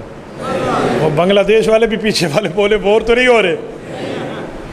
آپ نے عنوان ہی ایسا دیا ہے جس پر یہ حدیث ہوگی یا آیت ہوگی، میں کس سے تو سنا نہیں سکتا اب آپ کو۔ جو عنوان دیا تو اس عنوان کو برداشت کرنا بھی سیکھو۔ حضور پاک کون ہے؟ امام اونچا اونچا کون ہے؟ سب بولیں کون ہے؟ اس کا معنی ہے حضور پاک کے مقتدی امتی بھی ہیں اور امت کے نبی بھی ہیں، یہی ہے۔ حضور پاک نے امام بن کے اور نماز پڑھائی تھی انبیاء کو، ایسا ہی ہے۔ کتنی بار؟ 2 بار۔ کتنی بار؟ دلیل مرقات حدیث پاک کی شرح ہے، جلد نمبر 10 ہے، باب فی المعراج ہے، مشکات کی شرح ہے۔ مولا علی قاری فرماتے ہیں اللہ کے رسول نے ایک جاتے ہوئے نماز پڑھائی، ایک آتے ہوئے نماز پڑھائی۔ جاتے ہوئے صلاۃ استقبالی تھی، آتے ہوئے صلاۃ الوداعیہ تھا، دو نمازیں، ایک جاتے ہوئے، پھر انبیاء کو بلایا گیا، حضور پاک علیہ السلام نے پڑھا، پھر حضور نیچے اترے، کچھ ساتھ آئے کچھ بعد میں آئے، نزلوا معه متقدمین و متاخرین وصلی بہم صلاۃ مودع فاخر، کچھ پہلے اترے کچھ بعد میں اترے، انبیاء جمع ہوئے، حضور پاک نے دوسری نماز الوداعی پڑھائی، اللہ حافظ کر کے یہاں سے ایک دوسرے سے دور چلے گئے، تو نمازیں دو ہیں، تو دونوں جگہ حضور امام الانبیاء ہیں۔ اگر کوئی آپ کو کہنا کہ مولا علی قاری حنفی ہے، ہم نہیں مانتے دو نمازیں، اسے کہ جی ٹھیک ہے تو ایک ہی مان لے، جو دلیل میں دے رہا ہوں نا وہ ایک میں بھی ہو جائے گی، تو نہ مان دو، تجھے کیسے نہ کہ تو مان، میں نے تجھے مجبور تو نہیں کیا، تو ایک ہی مان لے۔ اب ایک ہی پر میں تجھ سے پوچھ لیتا ہوں، حضور پاک علیہ السلام نے جب نماز پڑھائی تھی تو رسول اقدس نے اس میں ظاہری بات ہے تلاوت فرمائی ہے؟ کہتے جی ہاں۔ میں نے کہا تلاوت میں امام قرآن کریم کی سب سے پہلی تلاوت کون سی کرتا ہے؟ ہم نماز شروع کس سے کرتے ہیں، قرآن سے یا حدیث سے؟ حدیث سے، سبحانک اللہم حدیث ہے، ٹھیک ہے۔ اس حدیث کے بعد ہم قرآن کریم پڑھتے ہیں، اعوذ باللہ بسم اللہ کے بعد سورۃ الفاتحہ، تو الحمدللہ رب العالمین، یہ قرآن کریم میں ہے یا تورات میں ہے؟ سورۃ فاتحہ کہاں ہے؟ بولیے، تورات میں تو نہیں ہے، انجیل میں تو نہیں ہے، زبور میں تو نہیں ہے۔ آپ کہیں گے ہو سکتا ہے وہاں ہو، میں قرآن کی آیت پڑھ دیتا ہوں کہ صرف قرآن میں ہے، وَلَقَدْ آتَيْنَاكَ سَبْعًا مِّنَ الْمَثَانِي وَالْقُرْآنِ الْعَظِيمِ، قرآن کہتے ہیں یہ چیز ہم نے اے رسول اللہ صرف آپ کو دی ہے، سبع من المثانی سورۃ فاتحہ، تو وہ صرف حضور پاک کو ملی ہے۔ تو جو حضور پاک نماز میں سورۃ الفاتحہ پڑھ رہے ہیں امام بن کے، پیچھے مقتدی قرآن والا نہیں ہے، تورات والا ہے، مقتدی قرآن والا نہیں ہے، انجیل والا ہے، مقتدی قرآن والا نہیں ہے، زبور والا ہے، مقتدی قرآن والا نہیں ہے، صحائف والا ہے، نبی ہیں یا رسول ہیں، ان کو سورۃ فاتحہ اتری نہیں ہے، تو یقیناً انہوں نے پڑھی نہیں ہے۔ جب نہیں پڑھی تو ان کی نماز ہو گئی یا نہیں ہو گئی؟ اگر آپ کہتے ہو نہیں ہوئی تو جب یہ مقتدی نہیں بنے تو پھر حضور پاک نعوذ باللہ امام الانبیاء بھی نہیں بنتے، اور اگر آپ حضور پاک کو امام الانبیاء کہو گے تو ڈیفینیٹلی اس کا مطلب ہے کہ انبیاء کی نماز ہو گئی ہے، تو جب ہو گئی ہے ان کی بغیر فاتحہ پڑھے امام کے پیچھے، تو احناف پہ تیرا اعتراض کیوں ہے؟ مجھے کہتا ہے کل قیامت میں نماز کا بدلہ تو کہاں سے لے گا، تو نے فاتحہ نہیں پڑھی، بابا میں وہیں سے لوں گا جہاں سے انبیاء لے لیں گے، پیچھے ذہن میں بھی ٹھہر جاؤں گا۔ تھوڑا گزارا میرے بھائی، تھوڑا گزارا، تھوڑا فتوی کو گزارا، تھوڑا ہولات، یہ فتویٰ احناف پہ نہیں آئے گا، انبیاء پر جائے گا۔ اور اگر امام کے پیچھے فاتحہ پڑھنے والے کی نماز نہیں ہوتی، جو نہیں پڑھتا اس کی نہیں ہوتی، تو آپ کہنا چاہ رہے ہو دوسرے لفظوں میں کہ حضور امام الانبیاء نہیں ہے۔ پھر یاد رکھ جو میرے آقا مدنی کو امام الانبیاء نہ مانے پھر اس کا حال کیا ہوگا قیامت میں، جو حضور کو امام الانبیاء نہ مانے اس کا حال کیا ہوگا؟ میرے بھائی تجھے نہیں پتا تیرے اس بے وقوفانہ فتوے کا اثر کہاں تک جائے گا۔ تھوڑا گزارا، میں نے کبھی کہا ہے کہ تو امام کے پیچھے فاتحہ پڑھتا ہے تیری نہیں ہوتی؟ میں نے تو کبھی نہیں کہا، میں نے تو تمہیں کبھی نہیں چھیڑا، میں نے تو کبھی تمہیں چیلنج نہیں دیے، میں نے تو کبھی تجھ سے مناظرہ بازی پھڈا بازی نہیں کی۔ تجھے کس نے کہا ہے تجھے یہ جوش چڑھے تو میرے اوپر بول اور بات امام الانبیاء تک چلی جائے؟ میرے بھائی تو جب امام الانبیاء بولے گا در پردہ انبیاء کی نماز ہونا بولے گا، جب امام الانبیاء کے پیچھے ان کی نماز بغیر فاتحہ کے ہو گئی تو حنفیوں کی بھی ہو گئی۔ تینوں سنبھال کے گل کرنی چاہیے تھی۔ تھوڑا آگے چلتے ہیں۔ ہمیں کچھ دوست کہتے ہیں مولانا آپ نماز میں ایک بہت بڑی سنت چھوڑ رہے ہو، بھائی ہمیں وہ بتا دیں، سنت بھی ہو دلیل سے بھی ہو تو ایسی شروع کر دینی ہے۔ یہ ساڑھے توڑے نال کیری زمیناں دے رولیاں دے چکر نے ہمارے کون سے آپ کے ساتھ مسائل ہے؟ بھائی وہ کون سی سنت ہے؟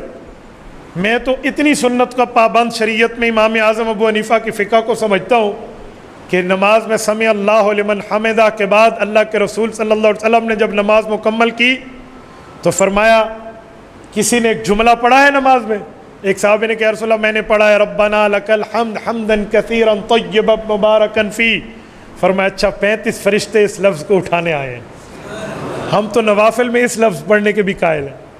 تو میں تو سنتیں نہیں چھوڑتا. ذرا مجھے بتا کون سی سنت ہے؟ مولانا آپ نماز میں رفع الیدین نہیں کرتے. حنفی لوگ نماز میں رفع الیدین نہیں کرتے تو نماز نہیں ہوتی. میں نے کہا اللہ کی قسم میں تو رفع الیدین کرتا ہوں. ہم جب نماز شروع کرتے ہیں رفع الیدین نہیں کرتے؟ اللہ کی قسم میں تو کرتا ہوں. میں تو کرتا ہوں تکبیر و حد تسلیم، میں تو کرتا ہوں تحلیل و حد تسلیم، تکبیر و حد تحریم. حدیث پر کس نے کہا نہیں کرتا؟ آپ رکوع کی نہیں کرتے جو حدیثوں میں کئی جگہ لکھا ہوا ہے. میں نے کہا ایک منٹ ذرا رکنا، 1 منٹ. آپ سجدوں کی رفع الیدین نہیں کرتے جو حدیثوں میں کئی جگہ لکھا ہوا ہے، وہ کیوں نہیں کرتا؟ حضور پاک نے چھوڑ دیا تھا تو میں نے کہا رکوع والا بھی چھوڑ دیا تھا. حدیث دکھاؤ، میں نے کہا تو دکھا دے. جس صحابی کو تو دکھائے گا، جس صحابی سے رکوع کا رفع الیدین تو دکھا رہا ہے مالک ابن حویرث، اسی صحابی سے نسائی شریف کی حدیث ہے حضور سجدوں کا کرتے تھے، اور اس صحابی نے تو نہیں کہا حضور نے چھوڑ دیا. اور جس سے تو چھوڑنا دکھا رہے اس نے کرنے کا کہا بھی نہیں ہے. ابن عمر رضی اللہ عنہما کہاں جائے گا میرے بھائی؟ تھوڑا گزارا.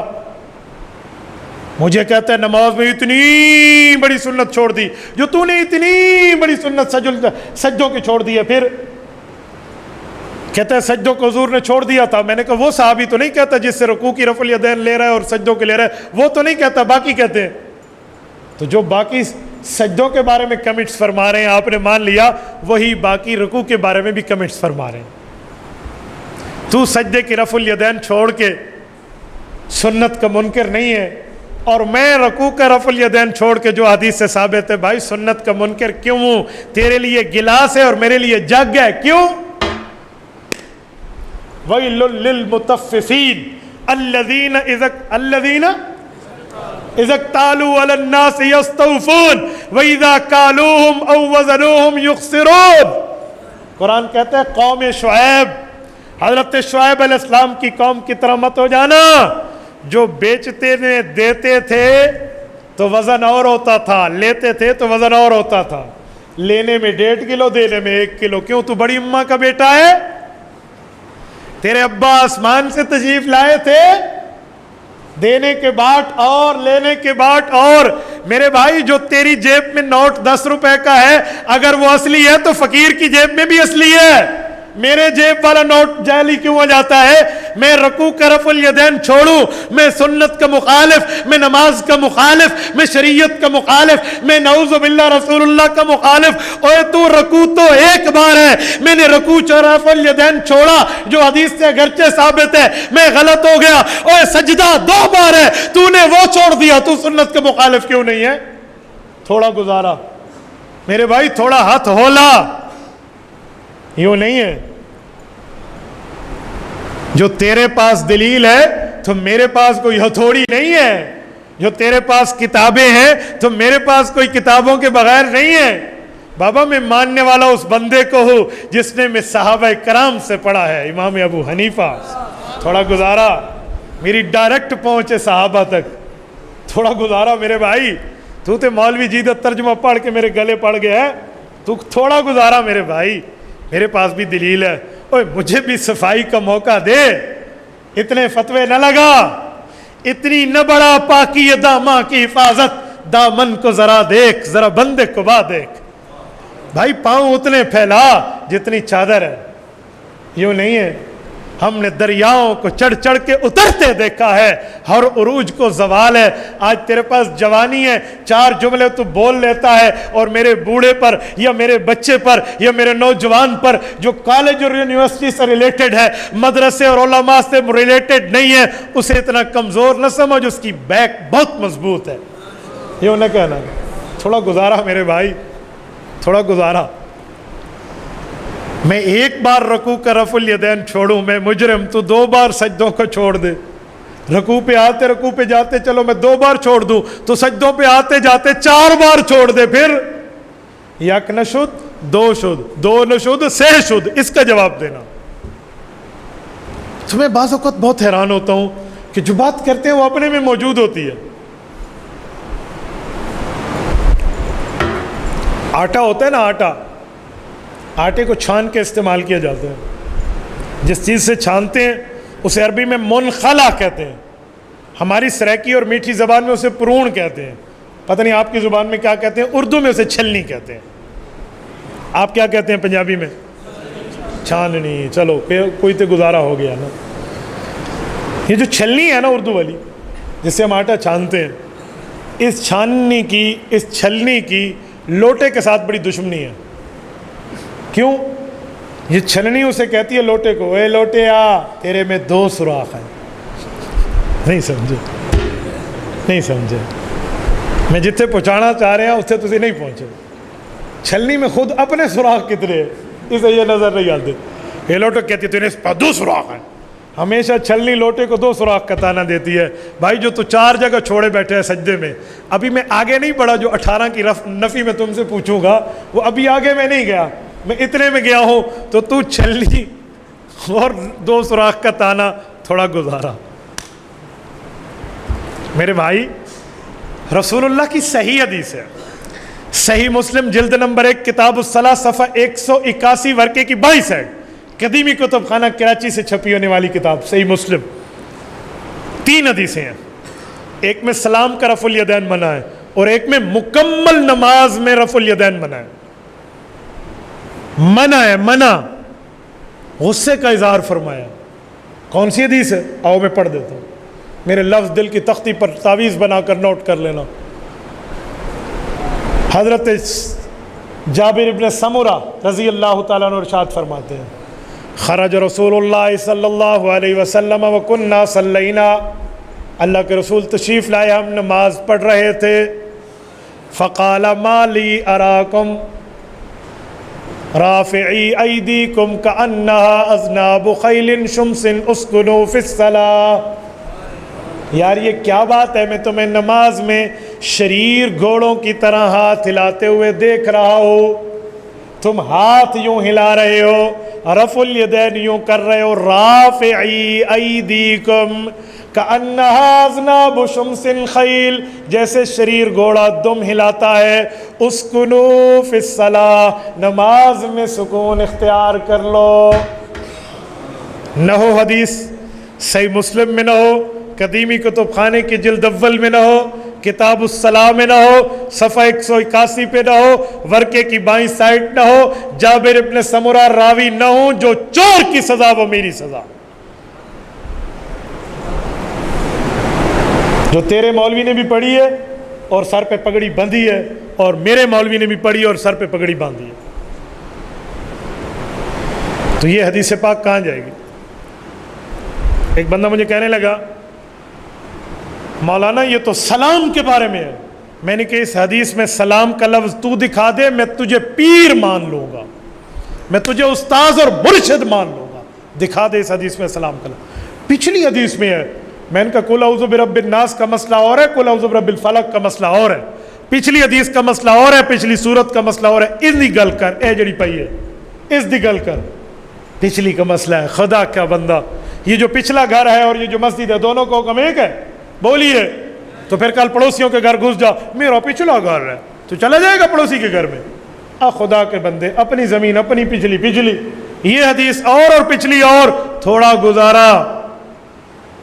ایک بندے نے کوئی عجیب اعتراض جڑ دیا، مجھے کہا مولوی صاحب اس میں لکھا ہوا ہے گھوڑے کے دم ہلانے کی طرح نہ کرو، اور میرے پاس گھوڑا ہے، مجھے پتا ہے گھوڑا کیسے دم ہلاتا ہے۔ میں نے کہا وہ کیسے؟ کہتے گھوڑا دائیں بائیں دم ہلاتا ہے، اور ہم تو رفع الیدین اوپر کرتے ہیں، لہٰذا یہ وہ نہیں ہے۔ میں نے کہا میرے بھائی تو نے صرف گھوڑا رکھا ہے، میں نے گھوڑے پہ چڑھ کے سواری بھی کی ہے، میں گھڑ سواری جانتا ہوں الحمدللہ۔ تو گھوڑا رکھنا جانتے ہیں، ہم گھوڑے پہ چڑھنا جانتے ہیں۔ پوری بات سن، تو نے آدھی سمجھی ہے۔ حضور نے یہ نہیں فرمایا گھوڑے کی طرح دم نہ ہلاؤ، تو نے حدیث نہیں سمجھی۔ خیل نہیں فرمایا، خیل شمس فرمایا، شریر گھوڑا، شریر گھوڑے دے دم ہلاون دا ول ہور ہوندے، شریر گھوڑا جو دم ہلاتا ہے وہ اور ہوتا ہے، شریر گھوڑا اوپر نیچے دم ہلاتا ہے، اس نے اٹھائی ہوئی ہوتی ہے۔ کل پوری کر، آدھی نہ کر۔ تو یہ شریر گھوڑا فرما، فوراً پینترا بدل کر، اللہ کے نبی کی سنت کو شریر گھوڑے کی دم سے تشبیہ دی تم نے؟ میں نے کہا بریک بریک، تھوڑا کنٹرول، میں نے نہیں دی، رسالت مآب صلی اللہ علیہ وسلم نے خود فرمایا ہے، میں نے تو ترجمہ کیا، میں نے تو مسئلہ تجھے سنایا ہے، ذرا گزارا، شریر گھوڑے سے تسبیح دی، تھوڑا خیال میرے بھائی، پہلے امام الانبیاء والے مسئلے پہ اوپر نیچے، اب رسول اللہ پر آ رہے، تھوڑا گزارا، ذرا دیکھنا تیرا یہ فائر کہاں تک جا رہا ہے، اس کی فل رینج کتنی ہے، قاتل رینج کتنی ہے، اور ایجڈ رینج کتنی ہے، زخمی رینج کہاں تک لے کر جاتا ہے، ذرا دیکھنا کہاں تک جا رہا ہے، اس کی شست دیکھنا، اس کی بیک سائڈ نوب اور فور سائڈ یو دیکھنا، تھوڑا پھر بات کرنا۔ بھائی جس کو رسول اللہ فرما دے تو کہتے پھر شریر گھوڑا کیوں ہے؟ میں نے کہا اسی لیے جس کو جب تک اللہ کے رسول نے کیا حضور نے محترم سمجھا، جب حضور نے چھوڑ دیا اب تم کرو تو حضور پاک نے تمہارے لیے لفظ بول لیا۔ یہ میں تب تمہیں کہہ رہا ہوں جو تو نے مجھے چھیڑا ہے، تو مجھے نہ چھیڑتا، میں تمہیں کہتا تو جان تیرا کام جانے، میں تجھے کبھی نہ چھیڑتا، میں تیرے اوپر کبھی فتویٰ بازی نہ کرتا، میں تیرے اوپر کبھی ڈنڈا نہ اٹھاتا، لیکن جب تو نے مجھے کہا ہے نا تو پھر اگر میں نہ بولوں، ایک بندے کو 10 بندے کہے چور ہے چور ہے چور ہے چور ہے، اور وہ بیچارہ چپ کر کے بیٹھا ہو تو 4 بندے کہیں گے چور ہے اور 8 بندے کہیں گے پتہ نہیں ہے یا نہیں ہے، شک پہ پڑ جائیں گے، تو اتنی خاموشی بھی میری اچھی نہیں ہے، جب تو بولا تو اب مجھے بھی بولنے کا حق مل گیا، تو میں بھی بول پڑا، تو میں نے بھی اپنے دفاع میں 2 باتیں بولی ہیں، اب میرے اوپر فتویٰ نہ لگانا، صحیح مسلم میں موجود ہے۔ ایک مولوی صاحب کو علم کا جوش چڑھا، مجھے کہتے ہیں مولانا ایک بات ہے، میں نے کہا جی پوچھیے، ایک نہیں 2 باتیں ہیں۔ یہ تو باب السلام چیپٹر جو ہے نا، چیپٹر باب سلام کا ہے، یہ حدیث اس میں آئی ہوئی ہے۔ میں نے کہا جی 2-3 باتوں کے جواب دے دیں، تو اہل حدیث ہے یا اہل باب ہے؟ باب کو ماننے والا ہے یا حدیث کو؟ کہتے ہیں حدیث کو، تو میں نے کہا حدیث میں تو پوری نماز کی بات آ گئی۔ کہتے ہیں پھر تم تکبیر تحریمہ میں جو کرتے ہو وہ، میں نے کہا وہ نماز میں نہیں ہے، نماز سے پہلے ہے، تھوڑا گزارا، فی الصلاۃ، in the prayer, not out the prayer, اسکنو فی الصلاۃ، فرمایا نماز کے اندر رفع الیدین نہ کرنا، سکون اختیار کرنا، وہ جو تکبیر تحریم ہے وہ نماز سے پہلے کا ہے، تھوڑا گزارا میرے بھائی۔ کہتے ہیں باب کا کیا کرو گے، اوپر چیپٹر کیوں لکھا ہے؟ میں نے کہا حدیث پاک آئی ہے 1400 سال پہلے، اور باب لکھا ہے امام نووی نے 600 سال پہلے، تو امام نووی کا ماننے والا ہے، میں تو رسول اللہ کی حدیث کا ماننے والا ہوں۔ کہتے ہیں نہیں چیپٹر تو آیا، میں نے کہا اچھا 1 منٹ صبر کر۔ کہتے ہیں کیا؟ میں نے کہا روزہ رکھو، قرآن کریم میں ہے، یا ایھا الذین آمنوا کتب علیکم الصیام کما کتب علی الذین من قبلکم۔ کس صورت میں ہے؟ کہتے ہیں سورۃ البقرہ میں ہے۔ میں نے کہا بقرہ کا معنی کیا ہے؟ کہتے ہیں گائے، کیونکہ اس میں گائے کا ایک واقعہ ہے۔ میں نے کہا چیپٹر تو گائے ہے اور اندر روزے کو حکم کیوں ہے؟ لہذا چیپٹر گائے ہے، ساری گائے کی بات ہوگی۔ کہتے ہیں جی نہیں مولانا، چیپٹر گائے ہے لیکن گائے کا ایک حصہ ہے، باقی اور حکم بھی ہیں۔ میں نے کہا چیپٹر سلام کا ہے، باقی اور حدیثیں بھی ہیں۔ تھوڑا گزارا میرے بھائی، مجھے بھی اپنے دفاع میں 2 جملے کہنے دے۔ رسول اقدس صلی اللہ علیہ وسلم کی صحیح حدیث، صحیح بخاری جلد نمبر 1 صفحہ نمبر 103، حضرت ابو حمید الساعدی رضی اللہ عنہ صحابہ کے مجمع میں بیٹھے ہیں، فرماتے ہیں لوگوں تمہیں حضور کی نماز پڑھ کے دکھاؤں؟ کہتے ہیں جی پڑھو۔ انہوں نے نماز پڑھی ہے، شروع میں رفع الیدین کیا ہے، پوری نماز میں نہیں کیا۔ صحیح بخاری جلد اول صفحہ 103، ابو حمید ساعدی رضی اللہ عنہ کی روایت نوٹ کرنا، ادھر تو رفع الیدین کا ذکر نہیں ہے۔ کہتے ہیں حضرت عبداللہ بن عمر کی روایت میں تو ہے، میں نے کہا وہ پہلے کا ہے، جو بعد میں حضور پاک کے جانے کے بعد حضرت ابو حمید ساعدی نے کہا حضور جیسی پڑھ کے سناؤں، امام بخاری نے اس میں تو رفع الیدین کا ذکر نہیں کیا، تو ہم نے ماننا وہ ہے جس کو حضور کرتے کرتے دنیا سے تشریف لے گئے۔ تو میرے بھائی یہ بھی تو صحیح حدیث ہے، ادھر کہاں جائے گا؟ مجھے کہتے ہیں مولانا اس میں لکھا ہوا تو نہیں ہے لیکن باقی جگہ ہے۔ میں نے کہا اب بخاری کا بخار کب اترا؟ ہمیں تو کہتے ہو بخاری نہیں پڑھنی، تو میں تو بخاری تو ہٹ کے گل کیتی بھی کوئی نہیں، میں تو ابھی جامع ترمذی پہ نہیں آیا ابن مسعود کی روایت پر، تو ابھی تو بخاری میں ابو حمید ساعدی پڑھ رہا ہوں، وہاں رفع الیدین کا ذکر نہیں ہے، پوری نماز شروع سے لے کر سلام تک فرما دی ہے۔ تو یہ میری دلیل ہے۔ یہ 5 مسئلے میں نے آپ کی خدمت میں عرض کر دیے ہیں۔ نماز میں ہاتھ اٹھانا کہاں ہے، باندھنا کہاں ہے، سورۃ فاتحہ کیا ہے، آمین کیا ہے، اور رفع الیدین کیا ہے۔ کتنے مسائل ہو گئے؟ 5۔ یہ مسائل خمسہ آپ اگر دوہرا لیں گے تو آپ کو فائدہ ہوگا. میں نے بھائی کو کہا یہ مجھے ادھر آنے پر پتہ چلا کہ میں نے نماز پر تفصیلی گفتگو کرنی ہے، ورنہ میں نے تو جلسہ سمجھا ہوا تھا. واللہ میرے ذہن میں جلسہ تھا. میں نے ابھی اللہ سے وہاں بیٹھ کر مانگا، میں نے کہا میرے مولا قرآنی آیات اور احادیث میرے ذہن میں ڈال دے، میرے گناہوں کو درمیان میں اللہ آڑے نہ لا، ان کی برکت سے میرے ذہن میں ڈال لیں تاکہ میں بات کر پاؤں. میں بغیر کسی اسٹڈی اور مطالعے کے آپ کے سامنے گفتگو کر رہا ہوں، یہ اللہ کا فضل ہے. میں نے اس بیان کے لیے کوئی تیاری اسپیشل طور پہ نہیں کی، یہ خالصتاً للہ فی اللہ بات کر رہا ہوں. تو میرے بھائی میں نے انہیں کہا تھا کہ اگر اس طرح کی بات ہو تو سبق کے طور پہ پڑھایا کریں. مولانا مجھے فرمان لگے جی سبق ہی ہے، ادھر میں آیا تو نعرے لگ رہے تھے، سبق میں نعرے ہوتے. تو بھائی سبق کی ترتیب یہ ہے، حدیث کی کتاب میرے سامنے بھی ہو، حدیث کی کتاب آپ کے سامنے بھی ہو، حدیث کی کتاب سامنے مقتدی کے بھی ہو، حدیث کی کتاب امام کے سامنے میں بھی ہو. تو اس لیے سبق کی ترتیب یہ ہے کہ امام بھی بیٹھے، مقتدی بھی بیٹھے، استاذ بھی بیٹھے، شاگرد بھی بیٹھے، یہ دونوں بیٹھ کر سبق پڑھیں.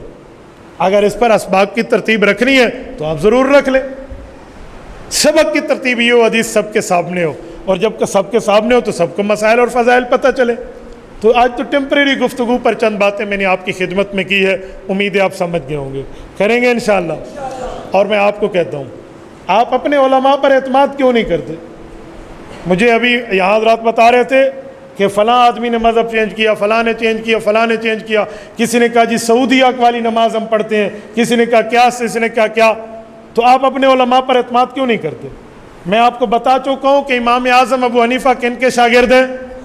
میں نے 12 صحابہ کا نام لے کر آپ کو بتایا جن کی زیارت انہوں نے کی ہے، حوالے کے ساتھ بتایا. تو آپ کو امام ابو حنیفہ پر اعتماد کیوں نہیں ہے؟ اپنے اکابر پر آپ کا اعتماد اتنا کچا ہے کہ کوئی دو بندہ دو ادھر ادھر کی بات کرے آپ دائیں بائیں ہو جائیں گے. کیوں؟ آپ دلیل کی تلاش نہیں کریں گے. ایک بندہ آپ کو کہے گندم کھانا ٹھیک نہیں ہے تو اسی چھٹ دینا بھی ایسی چول کھانے. بھائی یہ کون سی بات ہے؟ آپ کو اپنے علماء پر ہاں آپ کو یا تو علماء سے نفرت ہو، اپنے امام سے نفرت ہو، خطیب صاحب سے نفرت ہو، پھر بات ہے، پھر آپ جو مرضی آئے جائیں. میں بہت حیران ہوں. ایک بندہ مجھے کہنے لگا مولانا سعودیہ والی نماز پڑھیں گے. میں نے کہا یہاں لکھ دو سعودیہ والے سچے ہیں، کعبے میں اور حضور پاک کی مسجد میں ٹھیک کام ہو رہا ہے، لکھ دو. مر جائے گا یہ لکھ نہیں دے گا. یہ لکھ دے مجھے، مسجد نبوی اور بیت اللہ میں ٹھیک کام ہو رہا ہے، چشم ما روشن دل ما شاد، لکھ دے ذرا. بسم اللہ، پین مجھ سے لے، کاغذ مجھ سے لے، بھائی ریٹرن کریے. نہیں کرے گا. کیوں؟ اسے پتہ ہے خانہ کعبہ میں جمعہ کی 2 اذان آتی ہیں اور یہ میرا بھائی جمعے کی 1 اذان دیتا ہے. اسے پتہ ہے میں پھنس جانا ہے. اسے پتہ ہے خانہ کعبہ کے اندر نماز جنازہ آہستہ پڑھا جاتا ہے اور یہ نماز جنازہ بلند آواز سے پڑھتا ہے. اسے پتہ ہے جمعہ کے 2 خطبے ہوتے ہیں خانہ کعبہ میں اور یہ جمعہ کا 1 خطبہ دیتا ہے. اسے پتہ ہے کہ خانہ کعبہ میں وتر 3 ہوتے ہیں اور بھائی صاحب 1 پڑھتے ہیں. اسے پتہ ہے خانہ کعبہ میں 20 رکعت تراویح تھی، جب تک کرونا کرائسس نہیں تھا تو انہوں نے اب اوپر نیچے کیا، ورنہ 20 رکعت تراویح پڑھی جا رہی تھی. تو 20 رکعت 1400 سال سے خانہ کعبہ اور مسجد نبوی میں. مسجد نبوی کے قاضی ہیں قاضی عطیہ ابن سالم، ان کی کتاب ہے التراویح اکثر من 1000 عام فی مسجد النبی علیہ السلام. 1000 سالوں کی انہوں نے شہادت لکھی ہے اس پر 20 رکعت تراویح پہ. تو اسے پتہ ہے اگر میں نے یوں کیا تو پھنس جاؤں گا. اگر یہ لکھے گا خانہ کعبہ اور مکہ مدینہ والے سچے ہیں تو اسے پتہ ہے وہ لکھتے ہیں تقلید جائز ہے امام ابو حنیفہ کے، ہم مقلد ہیں، اور اس نے تو تقلید کو شرک کہنا ہے، کہ پھنس جائے گا. اسے پتہ ہے میں نے شیخ سدیس کا خطبہ اس کے سامنے پیش کرنا ہے جو وہ جامعہ ام القرا مکہ مکرمہ میں کہہ رہے ہیں لا ينبغي لأحد ان يطعن في الامام ابی حنیفہ ولا فی امام شافعی ولا فی محمد ابن ادریس الشافعی ولا فی مالک ولا فی احمد ابن حنبل. وہ کہہ رہے ہیں کسی آدمی پر جائز نہیں ہے وہ 4 اماموں میں کسی امام پر اعتراض کرے، خصوصاً امام اعظم ابو حنیفہ رحمہ اللہ پہ. اسے پتہ ہے میں نے پھنس جانا ہے. میرے بھائی تھوڑا گزارا، کعبے صرف تو رفع الیدین نظر آندے، باقی چیزاں بھی تے کعبے دینے نا. باقی ایک بندہ مجھے کہنے لگا ریاض کی ایک مسجد میں 8 رکعت تراویح ہوتی ہے. میں نے کہا ابھی تو مکہ مدینہ مکہ مدینہ مکہ مدینہ، ابھی ریاض پہنچ گیا وہ 1000 کلومیٹر دور. خیر ہے میرے بھائی بڑا جلدی ٹریول کر لیا. کوئی آپ نے 3 صاحب والا جہاز تے اپنے کول نہیں رکھا ہوا. خیر ہے، کیا بات ہے میرے بھائی، تھوڑا آپ علماء پر، اپنے اکابر پر، اپنے بزرگوں پر اعتماد والا مزاج رکھیں. ایک گل دسو، میں کہ جی پوچھو، ایک بات یہ ہے امام ابو حنیفہ سے غلطی نہیں ہو سکتی. میں نے کہا جی ہو سکتی ہے. تو پھر کیوں منیے؟ میں نے کہا جو تیرے مولویوں نے کتابیں لکھی ہیں ان سے غلطی نہیں ہو سکتی؟ کہتے جی ہاں ہو سکتی ہے. میں نے کہا ان کو تندور میں ڈال، دریا میں پھینک. تو کیوں مانتا ہے؟ انہوں نے کوشش کی یہ غلطی نہ ہو. تو میں نے کہا صحابہ کے شاگرد کو کوئی قبر آخرت کی فکر نہیں تھی، اس نے کوئی کوشش نہیں کی. امام ابو حنیفہ رحمۃ اللہ علیہ کی 40 فقہا کی کمیٹی بیٹھتی تھی مسائل لکھنے میں. ایک فقیہ وہ ہوتا جو لسان العرب کا ماہر ہوتا، جس کو عرب پر دسترس ہوتی، وہ محمد ابن حسن الشیبانی رحمہ اللہ ہے. اور ایک وہ ہے جو صحابہ کے فتاویٰ کا حافظ ہے، اس کا نام یعقوب بن ابراہیم امام قاضی ابو یوسف رحمہ اللہ ہے. اور ایک شخص وہ ہے جو صحابہ اور اہل بیت کے طرز عمل اور فتاویٰ سے اتنا واقف ہے کہ انہیں آثار کہا جاتا ہے، اس کا نام عافیہ ابن یزید رحمہ اللہ ہے. اور ایک شخص وہ ہے جو صحابہ کرام کے قیاس کا ماہر ہے، اسے ظفر ابن حذیل کہا جاتا ہے. اور ایک شخص وہ ہے جو صحابہ کرام کے علوم کا حافظ سمجھا جاتا ہے، اسے حسن ابن زیاد لؤلؤی کہا جاتا ہے. اور ایک شخص وہ ہے جسے امیر المؤمنین فی الحدیث کہا جاتا ہے، اس کا نام عبداللہ ابن مبارک ہے. ایک شخص وہ ہے جسے عابد الحرمین کہتے ہیں، اس کا نام فضیل ابن عیاض ہے. ایک بندہ وہ ہے جو 10 لاکھ حدیث کا حافظ ہے اس 40 کی کمیٹی میں، جسے یحییٰ بن سعید القطان کہتے ہیں. اور ایک شخص وہ ہے جس نے حدیثیں کی کتابیں لکھنی ہیں، اور اتنا اس نے کلمے لکھی ہیں، اتنا برادہ بنا ہے کہ کمرہ بھر گیا ہے اس کلموں کی چھلائی سے، جسے یحییٰ بن سعید دنیا اسلام سے جانتی ہے. اور اس نے وفات کے وقت وصیت کی تھی کہ میرے اس برادے کو جلا کر پانی کو گرم کرنا اور مجھے موت کے بعد غسل دینا. تو نے امام ابو حنیفہ کی کمیٹی کو سمجھا کون ہے؟ جب امام صاحب کوئی مسئلہ صحابہ سے پڑھا ہوا بتاتے تو 40 فقہا اس پر بحث کرتے، ڈیبیٹ ہوتی جس پر سب متفق ہوتے، لکھ لیا جاتا. شورائی نظام پر اتفاق پہ تو اللہ کے رسول نے فرمایا، جامع ترمذی جلد نمبر 2 عبداللہ ابن عمر رضی اللہ عنہ کی روایت ہے، فرمایا فَإِنَّ يَدَ اللَّهِ مَعَ الْجَمَاعَةِ، اللہ کا اجماع امت پر ہاتھ ہوتا ہے. وَمَنْ شَذَّ شَذَّ إِلَى النَّارِ، ترمذی کے لفظ شَذَّ إِلَى النَّارِ ہے. لوگ شُذَّ فِي النَّارِ پڑھتے ہیں، ترمذی میں فِي النَّارِ نہیں ہے، مستدرک میں ہے وہ. وَمَنْ شَذَّ شَذَّ إِلَى النَّارِ، جو کٹ گیا اجماع امت سے وہ جہنم میں کٹا. ان اللہ لا یجمع امتی او قال امت محمد علی ضلالہ، میری امت کو کبھی اللہ گمراہی پر اتفاق کرنے نہیں دے گا. تو یہ نظر نہیں آتا؟ تو نے ایسے امام ابو حنیفہ پر بات کرنا شروع کر دیا کہ اس سے غلطی نہیں ہو سکتی. آؤ میں منہ مانگی موت دے رہا ہوں، ہو سکتی ہے غلطی، لیکن اس غلطی کے بارے میں جو فقیہ سے ہو جائے، کوئی رسول اللہ کا فرمان بھی تم نے پڑھا اور سنا ہے؟ جی سنا دے. میں نے کہا سنو، کتاب الاحکام جلد نمبر 2 صحیح بخاری صفحہ 1092 باب اجر الحاکم، ورقے کی دائیں سائڈ قدیمی کراچی کا چھاپا ہے. حضرت عمر ابن عاص رضی اللہ عنہ گورنر مصر، مدبر وقت حکمران، رسول اللہ کا فرمایا ہوا اذہن العرب، یہ عظیم صحابی روایت فرماتے ہیں اللہ کے رسول نے فرمایا اذا حکم الحاکم فاجتہد واصاب لہ اجران واذا حکم ثم اخطا فلہ اجر. فرمایا مجتہد جب اجتہاد کرے، ٹھیک کرے، اللہ اسے 2 ثواب دیتے ہیں، غلطی کر لے تو 1 نیکی پھر بھی دیتے ہیں. تجھے بخاری کی حدیث نظر نہیں آتی؟ کیا صرف بخاری مینو بھی کھان واسطے؟ تیرے واسطے کوئی نہیں. تیرے لیے صحیح بخاری نہیں ہے، صرف میرے لیے. بن عشق محمد صلی اللہ علیہ وسلم جو پڑھتے ہیں بخاری، بن عشق محمد جو پڑھتے ہیں بخاری، بخار ان کو آتا ہے، صحیح بخاری ان کو نہیں آتے. کیسی بات فرما رہے ہیں میرے بھائی؟ تھوڑا گزارا. ایسی بخاری پڑھیے اور پڑھ کے 100 تو 100 نمبر لینے. صبح بخاری کا پیپر تھا، میں نے رات کو اپنے پورے کلاس میٹ کو بٹھا کر یوں انگلیوں پر باب کیف کان بدء الوحی الی رسول اللہ صلی اللہ علیہ وسلم وبه قال حدثنا عبد الله بن حمید وبه قال حدثنا الحمیدی قال حدثنا سفیان قال حدثنا یحیی بن سعید الانصاری انه سمع علقمة بن الوقاص الليثي يقول سمعت عمر بن الخطاب على المنبر وهو يقول سمعت رسول الله صلى الله عليه وسلم على المنبر قال رسول الله صلى الله عليه وسلم انما الاعمال بالنیات وانما لامرئ ما نوى فمن كانت هجرته الى الله ورسوله به فهجرته الى الله ورسوله ومن كانت هجرته الى دنيا يصيبها او امرأة ينكحها فهجرته الى ما هاجر اليه. اور اس کے بعد آگے چل کے باب قول الرجل لصاحبه هل آلستم الليلة وطعن الرجل ابنته في الخاسرة عند العتاب. وبه قال حدثنا عبد الله بن يوسف قال اخبرنا مالك عن عبد الرحمن بن القاسم عن ابيه عن عائشة رضي الله تعالى عنها قالت قال عاتبني ابو بكر وجعل يطعنني بيدي في خاسرة ولا يمنعني من التحرك الا مكان رسول الله صلی اللہ علیہ وسلم وراسو ولا فخذی. باب قول الرجل کے بعد آپ بخاری کے آخر میں باب نمبر 93 اور کتاب التوحید پہ آئیے.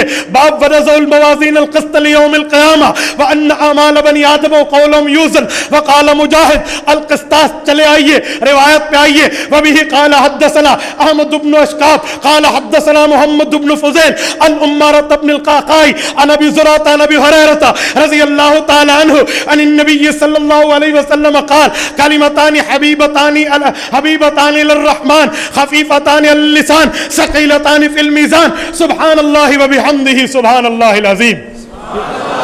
یہ صحیح بخاری کا میں نے شروع بھی پڑھا, درمیان بھی پڑھا, آخر بھی پڑھا. مجھے صحیح بخاری سے نہ ڈرا, مجھے نہیں ضرورت میں آپ کے سامنے صحیح بخاری پڑھتا رہوں, لیکن میں نے اسی لیے پڑھ کے سنائی ہے کہ میری جانے کے بعد آپ کو کوئی نہ کہنا اے مولوی ایویں گلا کیتے نے, حدیثیں تے انہاں دے کول آندی نہیں, حدیثاں تے انہاں دے قریب ہی کوئی نہیں. اے جو پیغمبر کی حدیث کا منکر ہو وہ وقت کا فرعون ہوتا ہے. میں دلیل رکھتا ہوں نکات افغانی جلد اول میں شمس المفسرین علامہ شمس الحق افغانی رحمہ اللہ نے لکھا فرعون کے غرق ہونے کی وجہ انکار حدیث ہے, انکار تورات نہیں ہے. کیوں؟ جب فرعون غرق ہوا تھا تورات نہیں اتری تھی, تورات بعد میں اتری ہے. فرعون حدیث موسیٰ کے انکار پہ غرق ہوا ہے. تو میرے بھائی میں تو حدیث کے منکر کو فرعون سمجھتا ہوں, تو میرے نوجوان کو چھیڑ کے کہے گا تو حدیث دا منکر ہے. میں نے شروع میں کہا میں نے تیری نماز پہ اعتراض نہیں کرنا, میں نے تیرے مذہب پہ نہیں بولنا, میں نے تیری نماز پر بات نہیں کرنی, لیکن میں تجھ سے بھی یہ امید رکھتا ہوں میرے نوجوان کو نہ چھیڑ. جب میں نے تیرے اوپر فتویٰ لگا کر تجھے دھرے نہیں کیا, حالانکہ کروں تو میرے پاس دلائل ہے, تو میرے نوجوان پر آبجیکشن کیوں کرتا ہے؟ تو میرے بندے کو خراب کیوں کرتا ہے؟ تجھے کس بنیاد پہ حدیث کا شوق چڑھا ہوا ہے؟ میں نے ایک ایک مسئلے پر ایک دو حدیثیں پڑھ دی ہیں. جب میرے پاس بھی حدیث ہے تو مجھے پر اعتراض کر کے دراصل رسالت مآب پر اعتراض کر رہا ہے. اور مجھے آپ پر افسوس ہے, آپ اپنے علماء پر اعتماد چھوڑ جاتے ہیں. یار دو جملے اگلا بولے اور اعتماد چھوٹ گیا. وہ سوال بڑا قیمتی ہے, سوال بڑا ڈاڈا ہے. اے قرآن اور حدیث تو ڈاڈی کوئی چیز نہیں. یہ آپ ایسی چھوٹی چھوٹی باتوں پر نہ جایا کریں. 8 سال علماء نے علم حدیث اور قرآن حاصل کیے, 5 سال کے تخصصات کیے. دنیا میں ایسا کوئی سوال نہیں ہے جس کا جواب نہ ہو. یا تو آپ کے پاس ہوگا, نہیں ہوگا تو اکابر سے پڑھ کے بتا دیں گے. یہ کون سا پرابلم ہے؟ تو اسی لیے کبھی اپنے مذہب کو نہ چھیڑا کرو, نہ مذہب کو چھوڑا کرو. کسی ایک بندے کی بات کو لے کر آپ کو جی ویڈرالنگ پوزیشن گالتے بڑی پیاری ہے. نہیں میرے بات یوں نہیں ہے. میرے والد صاحب کا خاندان سارا اہل تشیع ہے. میرے چاچوں نے قم یونیورسٹی سے پڑھا ہے, خمینی کے ہم اثر لوگ ہیں. میرے ساتھ پورا خاندان بات کر کے دیکھے, میں دن کو تارے تو دور, رات کو سورج نے دکھا دو تو مجھے دیوبند کا بیٹا نہ کہنا. میری والدہ کا خاندان رضا خانی ہے. انہیں کہو کوئی مجھ سے بات کر کے دیکھے, کوئی بیٹھے نا میرے ساتھ میرے ننیال میں. میرے والد صاحب کی نانی کا خاندان غیر مقلدین ہے, بیٹھے میں نے ان کو دیکھا ہے.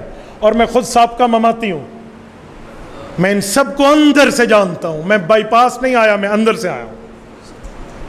آج مجھے یہاں کر پتہ چلا نا نماز پر بات ہے, تو میں نے آپ کے سامنے بات شروع کر دی ہے. میں نے کوئی دائیں بائیں کتاب تو نہیں دیکھی.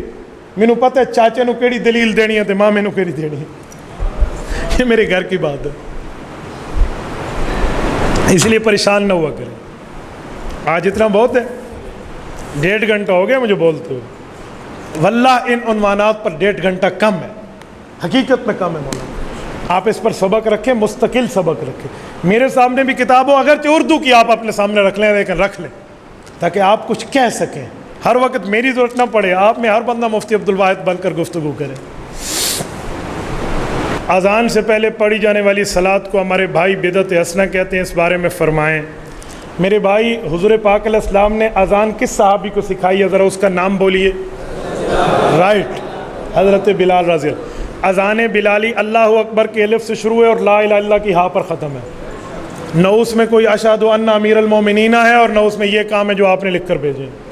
وہ اذان بلالی ہے، تو اسی اذان بلالی دینی ہے، ہم نے اذان بلالی دینی ہے، ہم نے محبت میں بڑھانی نہیں ہے اور بغض میں گھٹانی نہیں ہے، اور ہم نے دین میں بغض شغض کیا رکھنا ہے بابا، دین میں وہ بات کریں جو بات کرنے کی ہے، ٹھیک ہے۔ یہ تھوڑے جڑے پرچیاں شروع ہو گئے نا، یہ تو انہوں پتہ ہو پرچیوں کے اوپر کوئی پھڈا پڑ وجے تو تھوڑا کام ہے، میرا نہیں، اتنی بات بھی نہیں ہے، ان پھڈوں سے واقف ہو، کوئی ایسی بات بھی نہیں ہے۔ پلاسٹک کی ٹوپی بعض علماء کہتے ہیں جائز نہیں ہے، بابا سوٹ تمہارا اعلیٰ سے اعلیٰ کاٹن، بنیان تمہاری اعلیٰ سے اعلیٰ برانڈڈ، کپڑے تمہارے اعلیٰ سے اعلیٰ، جوتی تمہاری اعلیٰ سے اعلیٰ، اور کم از کم سر کی ٹوپی اور پگڑی جوتی سے زیادہ پیسوں والی ہونی چاہیے، اتنا کام کر لو۔ پیر وڈے مرداراں دے تے سر وڈے سرداراں دے، ہماری زبان میں یہی کہتے ہیں، تو پاؤں سے زیادہ سر پر ٹائم لگا لیا کریں۔ پاؤں کے جوگر آپ کے 10,000 کے ہیں اور سر پہ ٹوپی پلاسٹک والی، نہ منہ نہ متھا تو جن پہاڑوں لتھا، یوں نہیں ہوتا۔ ٹوپی اچھی رکھا کرے سر پہ، سر کو امامے سے سجایا کرے۔ عربی زبان میں مرد کہتے اسے ہیں جس کا سر ڈھکا ہوا ہو۔ پلاسٹک کی آج کل مساجد میں عام ہے، بابا مساجد میں جو ہر چیز رکھی ہوئی ہے اس کو رکھ لیں گے کیا؟ ایسے ہی کسی کو جوش چڑھا کسی نے رکھ دیا ہے، تو مساجد میں کل جوتیاں بھی رکھی ہوں گی، اجتماعی چپل آپ اٹھا کے سر پہ رکھ لیں گے؟ اے سادے بندے ہو، مخلوق کی ساڑی سادی ہے۔ حنفی کہتے ہیں نماز جمعہ چلے ہو جانے کی وجہ سے غیر مقلدوں کے پیچھے، بابا اپنوں کے پیچھے نماز پڑھو، میں کسی غیر کے پیچھے پڑھنے کی اجازت نہیں دیتا، یہ گردن جہنم کی پول بنے گی اگر میں اجازت دے دوں، اور میری گردن میں اتنی پاور نہیں ہے کہ میں آپ کو کسی غیر کے پیچھے نماز کی اجازت دوں اور میری گردن جہنم کا پل بن جائے، نہ بابا یہ میرے پاس نہیں ہے۔ صبح کی سنتیں کس وقت پڑھی جائیں؟ بعض لوگ حضرات کہتے ہیں جماعت کے فوراً بعد۔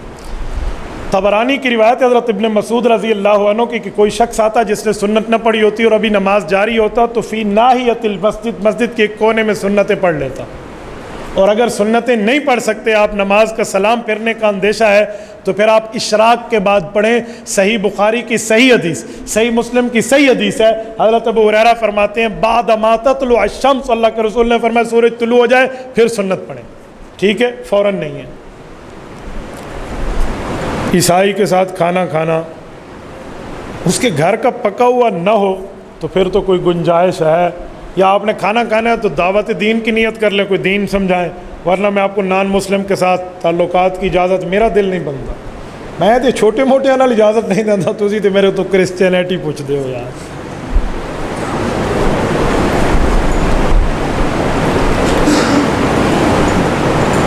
یہ لفظ پڑھ دو نا میاں بیوی والا جو نے لکھا ہے تو آپ حضرت کے پیٹ پکڑ لیں۔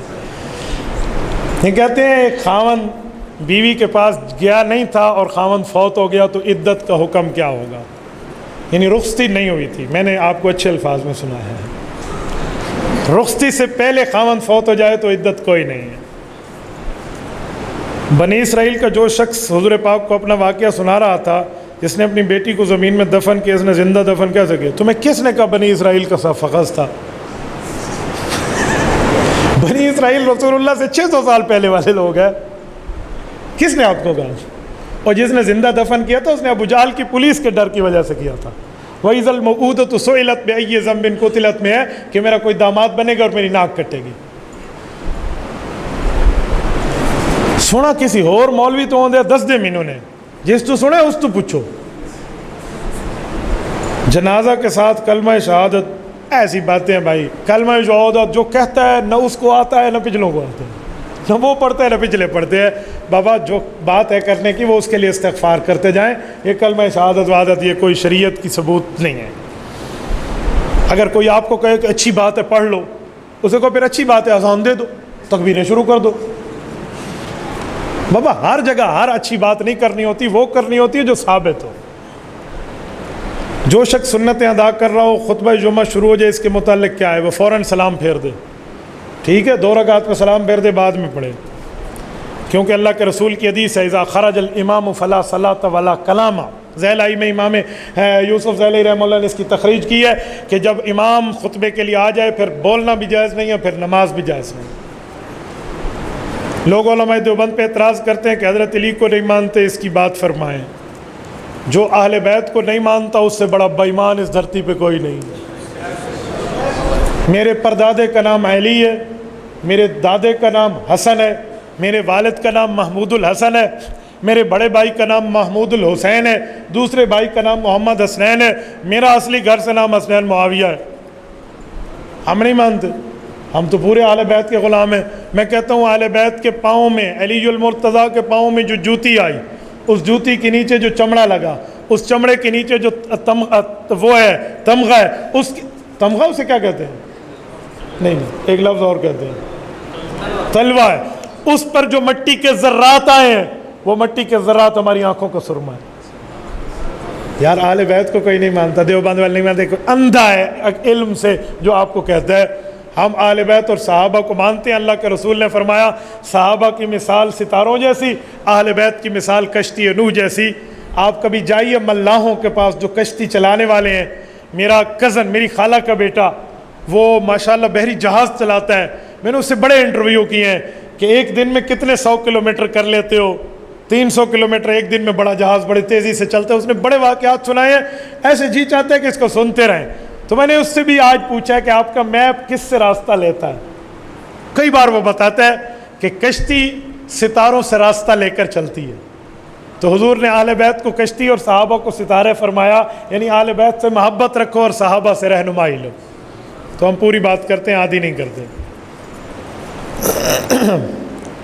کیا قبلہ تبدیل ہونے سے مسجد اقصیٰ کی اہمیت ختم ہو گئی؟ جی قبلۃ الاولیٰ رہ گیا ہے، اہمیت برقرار ہے، اہمیت برقرار ہے۔ اللہ نہ کرے آپ کا رشتہ چاچو سے ٹوٹ جائے تو وہ چاچا پھر بھی رہتا ہے، سسر ختم ہوا ہے نا، لیکن احترام پھر بھی رہتا ہے۔ یہ تو انہوں سمجھ آنا ہے سورے والا رشتہ۔ آج میں ایک بندے تو پوچھے تیرا کون ہے؟ آدھے سانڈو پاک ہے۔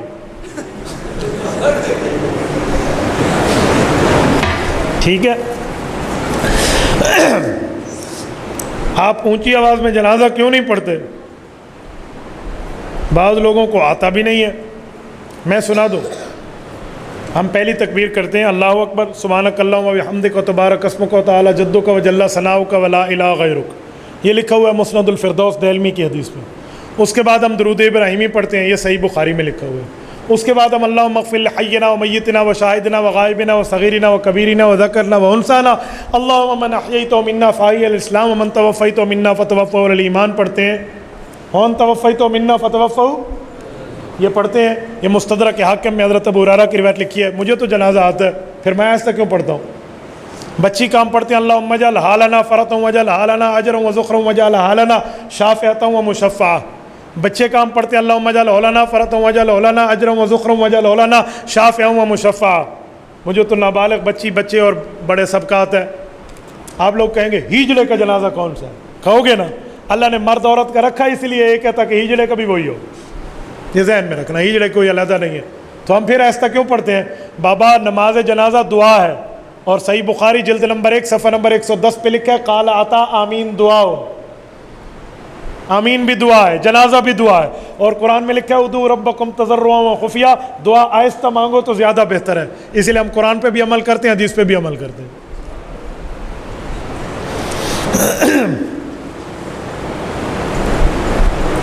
آپ جمعے والے دن خطبہ سے پہلے اذان کیوں دیتے ہیں؟ کہاں سے ثابت ہے؟ اللہ کے رسول نے فرمایا فَإِنَّهُ مَن يَعِشْ مِنكُم بَعْدِي، میرے بعد زندہ رہو گے، فَسَيَرَى اخْتِلَافًا كَثِيرًا، فرقہ واریت دیکھو گے، فَعَلَيْكُمْ بِسُنَّتِي وَسُنَّتِ الْخُلَفَاءِ الرَّاشِدِينَ، ابو بکر عمر عثمان علی کی بات کو تھام لینا، فرقہ واریت سے بچ جاؤ گے۔ مسند احمد کی حدیث ہے، ارباز ابن ساریہ رضی اللہ عنہ راوی ہیں۔ تو اس حدیث میں ہے ابو بکر عمر عثمان کی بات مانو۔ جب حضرت عثمان کا دور تھا، مجمع زیادہ ہو گیا، جمعے کی پہلی اذان کے بعد قرآن کہتا ہے جمعے کی اذان کے بعد کے لیے قرآن کہتا ہے اذا نودی للصلاۃ من یوم الجمعۃ فاسعوا الی ذکر اللہ، من یوم الجمعۃ، دو پیش ہیں حافظو، ایک پیش نہیں ہے، من یوم الجمعۃ نہیں ہے، من یوم الجمعۃ فاسعوا الی ذکر اللہ۔ اذان آئے تو فوراً نماز پہ آؤ ورنہ گناہگار ہوگے۔ تو حضرت عثمان، حضرت علی اور اہل بیت اور صحابہ بیٹھے کہ اب تو مجمع بڑھ گیا ہے، لوگ زیادہ ہو گئے ہیں، لوگ نماز میں آنے پہ لیٹ ہو جاتے ہیں تو دیر ہو جاتی ہے، کیا کریں بھی؟ لوگوں کو گناہوں سے بچانے کے لیے ایک اذان پہلے شروع کر دو تاکہ وہ اٹھ کر نماز کی تیاری شروع کر دیں، دوسری اذان آئے تو مسجد میں بیٹھے ہوں۔ ان التعزین الثانی، امام بخاری لکھتے ہیں ان التعزین الثانی امرہ عثمان حین کثر اہل المسجد، فرمایا حضرت عثمان نے صحابہ اور اہل بیت کے فیصلے کے ساتھ دوسری اذان شروع کرائی لوگوں کو گناہوں سے بچانے کے لیے جب مجمع بڑھ گیا۔ ہم حضور کی ان حدیثوں پر عمل کرتے ہیں کہ فرقہ واریت میں خلفائے راشدین مانو، تو عثمان و علی خلفائے راشدین میں شامل ہیں، ہم فرقہ واریت سے بچنے کے لیے ان کی مانتے ہیں۔ اب تیری مرضی تو فرقہ واریت کر یا ان کی مان لے، ہم جمعے کی دونوں اذانوں کے قائل ہیں۔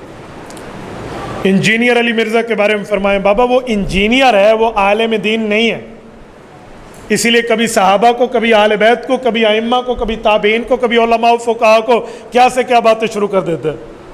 اس دن مجھے کسی نے کلپ دکھایا، حضرت مولانا فرمان دامت برکاتہم کے خلاف کوئی 2 جملے بولے، میں نے کہا یہ صحابہ اور اہل بیت کے خلاف بولتا ہے، نبی کے خلاف بولتا ہے، جو نبی کے خلاف بولے وہ نبی کے وارث فرمان کے خلاف بولے گا، اس لیے پریشان ہونے کی ضرورت نہیں ہے۔ تو وہ انجینئر ہے بابا، انجینئر کا کام مسئلے چیک کرنا نہیں ہوتا، تھلی ٹھیک کرنا ہوتا ہے، سڑک ٹھیک بنانا ہوتا ہے، فرش ٹھیک بنانا ہوتا ہے۔ آپ کی تھلی خراب ہے، فرش ٹھیک نہیں ہے، سڑک ٹیڑھی ہے، تو اس سے رابطہ کر لیں۔ مسائل پوچھ رہے ہیں تو علماء دیوبند سے پوچھ لیں، ٹھیک ہے۔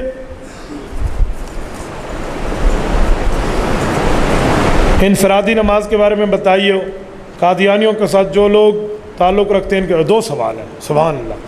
بابا انفرادی نماز میں تو پورا پڑھیں گے، میں نے کہا جب اکیلا درخواست لے کر ڈی سی آفس جاؤ گے تو پوری درخواست سناؤ گے نا، پوری بات کرو گے، تو اللہ کے دربار میں اکیلا نمازی تو پوری نماز پڑھے گا۔